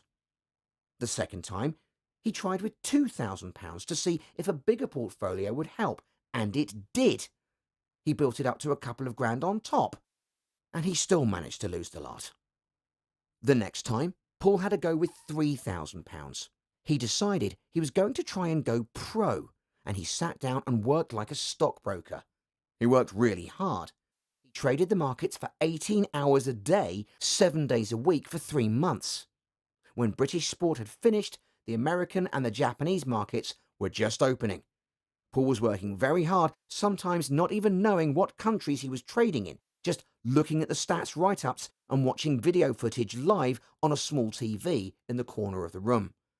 At the end of that 3-month period, Paul had £30,100 in his account. He felt like he was on his way. He really thought after that period he was going to be running the biggest sports hedge fund in England. One day, he got greedy again. Chasing Losses got hit in Ireland by the Irish. They are renowned for knowing their horses really well. Paul doubled down, trying to get out of trouble, and went back on all his rules and lost the lot. He was silly. He then threw some more money in and managed to lose that. Absolute stupidity. Losing all that money in a day was just stupid after all that Paul had been through before. But why are you so much better off with the betting exchanges than the outright punting? Is it just because the odds are in your favour? As I say before in this book about the horse racing and the bookies, you're trying to become like a bookie, not a punter. You want the odds in your favour. The punter often has one chance where the bookmaker could have endless numbers of chances. When you are betting as a punter, also for instance in a football match, and you have bet on the 8-1 outsider to win the match, and they get the opening goal on 80 minutes, the price would tumble to maybe around even money. If you could then invest the initial stake to lay the team again in running, so if your team wins you take 7-1, but if it's a draw or they lose the match, you lose nothing. So again, you're getting your initial stake back to fight another day. I wouldn't be writing this book to tell people and to expose it to the world if I honestly didn't know it would work and had experienced it myself many times. This is a new concept and it works. Not like the stock market, where the traders in London and Wall Street are trading on micro movements in the market with computers designed to trade before you could ever get the chance, and spending billions of pounds to have their wiring quickened so you could not trade half as fast as them. I've done this for people many times, over short 6-month periods, paying up to 31% profit. Many think it cannot be done, but it is being done. I commit to paying my customers up to 40% return per annum, and offering services other hedge funds cannot, and will offer 3-month quarterly dividends. To give you a concept of how big what I'm offering people is, Warren Buffett, one of the richest men in the world, pays his customers 20% average per year. If this is of interest to you and you're looking for a trading career, I'm looking for the right partner, so please do get in touch if you think we could work together. So, as I chase my dream of becoming the biggest sports hedge fund in Britain, and hopefully in the world, and employing plenty of people, I want you to chase your dream, whether it be a sports hedge fund for you, and maybe in the future, you and I will be selling risk to each other. Or perhaps your dream is to be a professional athlete, or maybe to run a sewing shop. It doesn't matter. If that is your dream, it's in you, and that idea was put in you for a purpose. So chase your dreams, and never forget, never give up. Too many people give up on their dream and become bitter and twisted. Who wants to be that person? Never, ever give up. If you gave a person a sponge and a bucket, they'd be able to wash a car. When it comes to trading, you either make money in trading or you don't. So why is it that so many traders cannot do it? It is not technical ability. You gradually get the technical ability just with time. You need to be able to cope with the knockbacks. And there are a huge number of knockbacks in trading, and most people can't cope with them. Like many traders, I only learnt the hard way. Most traders who do give up probably didn't give it as much time and effort as those who do succeed. Trading strategies. This section is all about horse racing strategies. A lot of people in the industry at the moment are trying what is known as scalping. Scalping is where the trader will have looked at the race, chosen the favourite horse at 3-1, but he thinks it will go off at a higher price, so he will lay it at 3-1, looking to back it at 3.5-1 if possible, so he can back it before the off, but he is actually looking to back it to a higher price to try to lock in a profit before the race has even started. I'm not keen on scalping. I think scalping is for very large accounts when you're looking to make small fractions of profit, and I wouldn't advise it when you are new to the industry. You need a lot of knowledge and it can go very wrong very fast. Always keep an eye on the price movements before the off. Take mental notes and written notes if you need to, and leave scalping alone until later in your career. Some of my favourite strategies is to lay favourite horses. I'm not looking for any horses over 2-1, as the exposure is too big. Very rarely do I take any liabilities of any horse over 2-1, as I do not want to stand to lose too much. The best time to lay horses is, I believe, in chase racing, so they have to jump high fences, with a bit of wet weather underfoot and a bit of liability for anything going wrong for the jockey or for the horse being much higher. The horse might slip or blunder at a fence, not quite jumping right, and loses momentum as the others go on. That is the best time to lay them, I believe. A common incident these days is for two horses both to go off about 7-4 against. Therefore, are two market leaders in the same race with 6 other horses. I'll look through the papers at the 8 horses in the race, knowing that the bookmakers believe the race is between just the 2 of them, and they should be quite a way ahead at the finish on paper. I will look at the one which I think will finish second, and I will lay that one for £20, leaving me an exposure of near on £40. Just as they go off from the start, I will then put a bid price to back the horse I've laid at a higher price for maybe a quarter of the stake to bring the exposure down if the horse goes on to win. This strategy will not always work if the horse spring heels the first, looks good, and is sat on the shoulder of the leader all the way round, ready to pounce. The higher price will not get matched and you will still lose, but if at any time in running the horse comes under pressure or blunders a fence, you will get matched. I just fancy a bet. If you've listened to this ebook and you found it interesting but too much to take in, or too much to pursue a trading career, and you just fancy a bet, these are the best value bets on the high street at the moment, I believe. I see a lot of youngsters in their late teens, 20s and 30s playing on these gaming machines and addicted to them, playing the games of roulette, poker, and all the other different games. Just for your information, some of these machines are making bookmakers over £1,000 a week clear profit on each machine. And we also know in the big towns, you only have to look around the shop to see how many machines they have. They are a license to print money. They are programmed to take certain losses at certain times and pay out when they want. When you are betting, I believe you should try and make the bookmaker work for your money. You've worked hard for your money, spent 50 to 60 hours a week grinding for it, so make them work for your money. If they are trying to fix a horse race and they want a certain horse to win, the favourite for example, and they talk to the jockeys and they want their favourite to win, and it is a jump race, many things could happen. The favourite could fall and it will never win the race. The best value bet by a long way for me is the Lucky 15, informally known as the poor man's bet. What it consists of is you walk into your betting shop and ask for a Lucky 15 slip. It consists of 4 selections. You can bet on horses, football, dogs, or even Big Brother outcomes, or whether it's going to snow at Christmas, whatever you want to bet on. Why I think this is good value is that you've got more chances to be wrong and still get your stake back. I say this because you have 4 selections. Let's say you pick 4 horses to win in different races on a Saturday afternoon. 3 of those 4 horses get beaten and lose, and you only get 1 winner. Some bookmakers on the high street are paying treble the odds for 1 winner.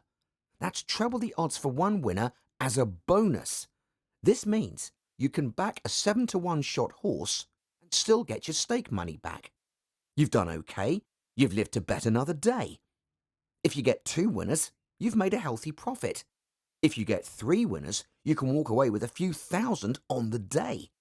If you get 4 winners, there's an old saying in the industry: the bookie will have to give you the keys to the shop. All this you can have for the stake of £1 for a lucky 15, costing the total bet of £15. So please, please don't get addicted to the machines. Stay away from them. Use your head, use your knowledge, and try and work at it. Match fixing and race fixing. Due to restrictions, I cannot say too much here, but I want to tell you about possible horse race fixing. Let us imagine a trainer lives in the south of England and he trains his horse in Devon, and that horse is running in Newcastle upon Tyne that day, in a race where the prize money is £1,500 to the winner. I want you to think about all the costs he would incur from driving his race lorry to Newcastle and possibly employing a jockey and a stable hand to look after the horse. The cheapest you can keep a racehorse in training per year is currently £12,000, and that is on a shoestring. I want you to start thinking about how trainers and people in the industry make their money. Could he be going there just for a run out? Could he be travelling all that way because it's a better course for the horse? You have to think about these things. Wherever there's money, there is always corruption. This will never end. So be wary and always have half an eye on the crooks. Always remember this when you wade in heavy on the bet or lay whichever looks great on paper. Football match fixing. Allegedly, with football matches, the outcome of the game could be decided by people thousands of miles away, as billions of pounds per year is gambled on football. Don't have anything to do with these people, but you always need an idea on what they could be up to. Throughout my life, I have studied wealthy people and business people. I've read books and listened to seminars over the years, and I believe you may also benefit from these. I list them here for your information: Napoleon Hill, Bob Proctor, Jim Rohn, Tony Robbins, Robert Kiyosaki, Grant Cardell, Les Brown, T. Harv Eker. The Strangest Secret in the World by Earl Nightingale. From the earliest writings of man, we know that the human race has been comprised of the haves and the have-nots. When I was a kid back during the Great Depression, I was obsessed with the desire to know what visible somethings separate the haves from the have-nots. Being a have-not, I wanted to know why so few managed to be well off financially in a country where success is available to everyone. For example, in checking the statistical abstract published by the Bureau of the Census, I discovered lately that only 10% of the men in this country, 65 years of age and over, have incomes of $6,000 or more a year. More than 80% of all men under 65 have incomes under $4,000 only. Only 7.6% have incomes between $7,000 and $10,000 a year, and only 3.7% have incomes over $10,000 per year. A man starts his working career in his 20s, often even earlier. He's fortunate that he lives in the free world. He has more than 40 years to make the grade financially in the richest country on earth. Yet, according to the statistics, only about 10 out of 100 will be financially secure when the age of 65 rolls around, and only about 4 men out of 100 will be financially comfortable. So why? Let me tell you how to find out yourself. Get down to make your own survey. Start down the street in your neighbourhood any Saturday or Sunday and ask the man of every house 2 questions. The first question is, what are you doing at the present time to increase your income now? That is, how much do you want to earn? And when you've evaluated the blank stare you get in response to that question, ask question number 2. How much money are you planning to be worth at age 65? When the silence becomes unnerving, thank him and move on to the next house. Ask 50 men, 100, 1,000, until you're completely convinced the only reason men don't make more money during their working lives, and the reason they're not financially independent until they are 65, is that they seldom, if ever, do any constructive thinking on the subject. It is that simple, unfortunately. The reason it is so easy to earn far more money than the average man earns in this country is that so few, so very few, are going about it in the right way. This is a race about enough contestants to bother about. If you were really in the race, we can all be winners. Some will finish ahead of the others, and even the man who finishes last in this race will be financially secure. Most people, more than 90%, aren't even in the race. And to prove it, ask yourself the two survey questions. Up until the time you started listening to this message, what were your plans for increasing your income? How much do you want to earn? And how much money had you decided to be worth by the time you are 65?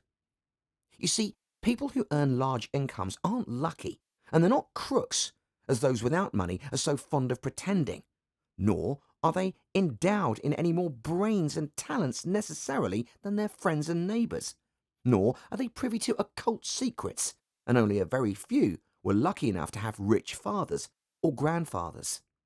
Most of the people earning the big incomes today started the same way you and I did, and most other people. The only difference between the men who earn big incomes and those who earn small incomes is that those earning big incomes decided to earn more. They are the people who made it their business to earn more. You see, a woman who does not think about baking an apple pie for dinner tonight will never think of looking up the recipe for apple pie. Without the decision, the pie, there's no motivation for checking out the recipe. A man who does not think about driving his car to St. Louis, Missouri or Texas will never get road maps which will show how to get to Missouri or Texas. And a man who never decides to earn money will never think of learning how or looking up the rules for earning more money. You see, if people who make up their minds to do so get rid of the fear once and resentment that the people who earn big money are special people, or lucky, or get the breaks, had money to begin with, or knew someone, or are smarter, or anything else. These are all alibis and can be disproved 1,000 times. There are so many of these around. The fact is that men who fail to make the grade financially just do not admit that they didn't try and keep trying. So in order to justify their failure, in order to remain seated, they dream up and pass them on, these old alibis. We're all self-made, but only the successful would admit it.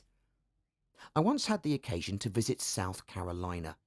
Never been there before, so I hired a taxi to drive me around this historical old town. I particularly wanted to see the battery where that famous shot was fired from. Along this particular drive, some of Charleston's oldest and finest homes looked over the bay. I commented to my cab driver what lovely homes they were. Yes, he said, and some of those homes have 40 rooms. And then he thought a moment and said, and every one of them is owned by a crook. This is how the have-nots justify themselves and their lot in life. I didn't say anything because I didn't think I was entitled to advise him or to try to straighten out his thinking. This is a free country, and as long as he doesn't hurt others, everyone has the unenviable right to be wrong as he wants to be. The truth, incidentally, about those homes on that beautiful drive is that they were built by the men and women who made the largest contribution to the city of Charleston. In just a moment, I'm going to give you the formula for getting rich. But before I do, I want to remind you of something. Before a jet pilot begins his takeoff from an airport, he carefully goes over a checklist, item by item.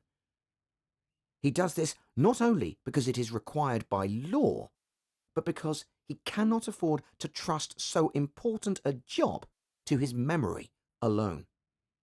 He has another checklist that he goes over just as carefully before he begins his land down at his destination.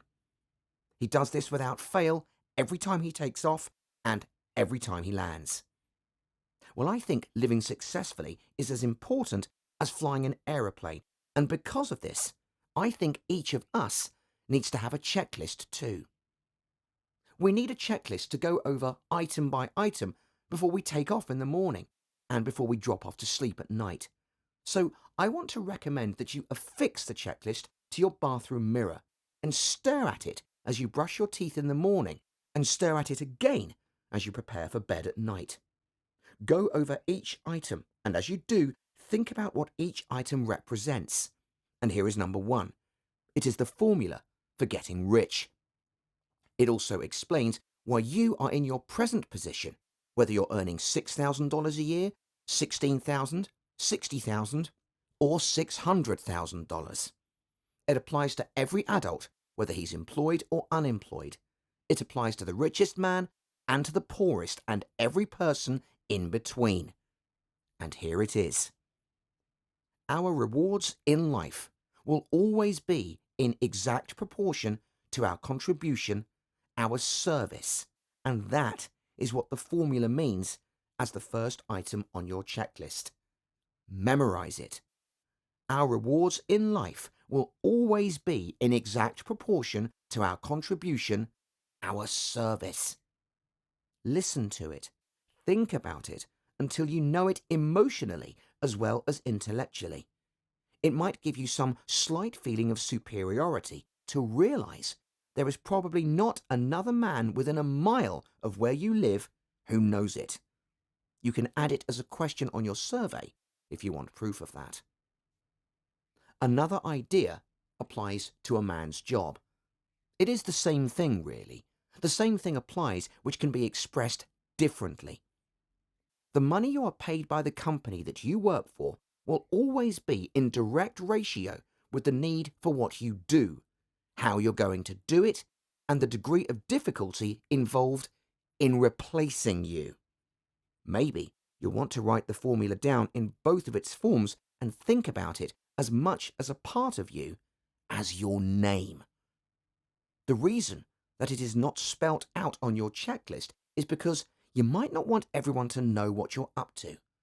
The checklist is valuable only to a person who knows what the words really indicate.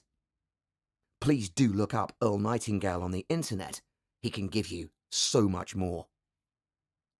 As Bad as You Want to Breathe by Eric Thomas. I want to tell you this story. There was a young man who wanted to make a lot of money, and so he went to this guru and said, I want to be on the same level you're on. I want to be financially independent like you. And so the guru said, if you want to be on the same money I'm on, I'll meet you tomorrow at the beach at 4 a.m. The lad replied, the beach? I said I want to make money. I don't want to swim. The guru said, if you want to make money, I'll meet you tomorrow at 4 a.m. So the young man got there at 4 a.m.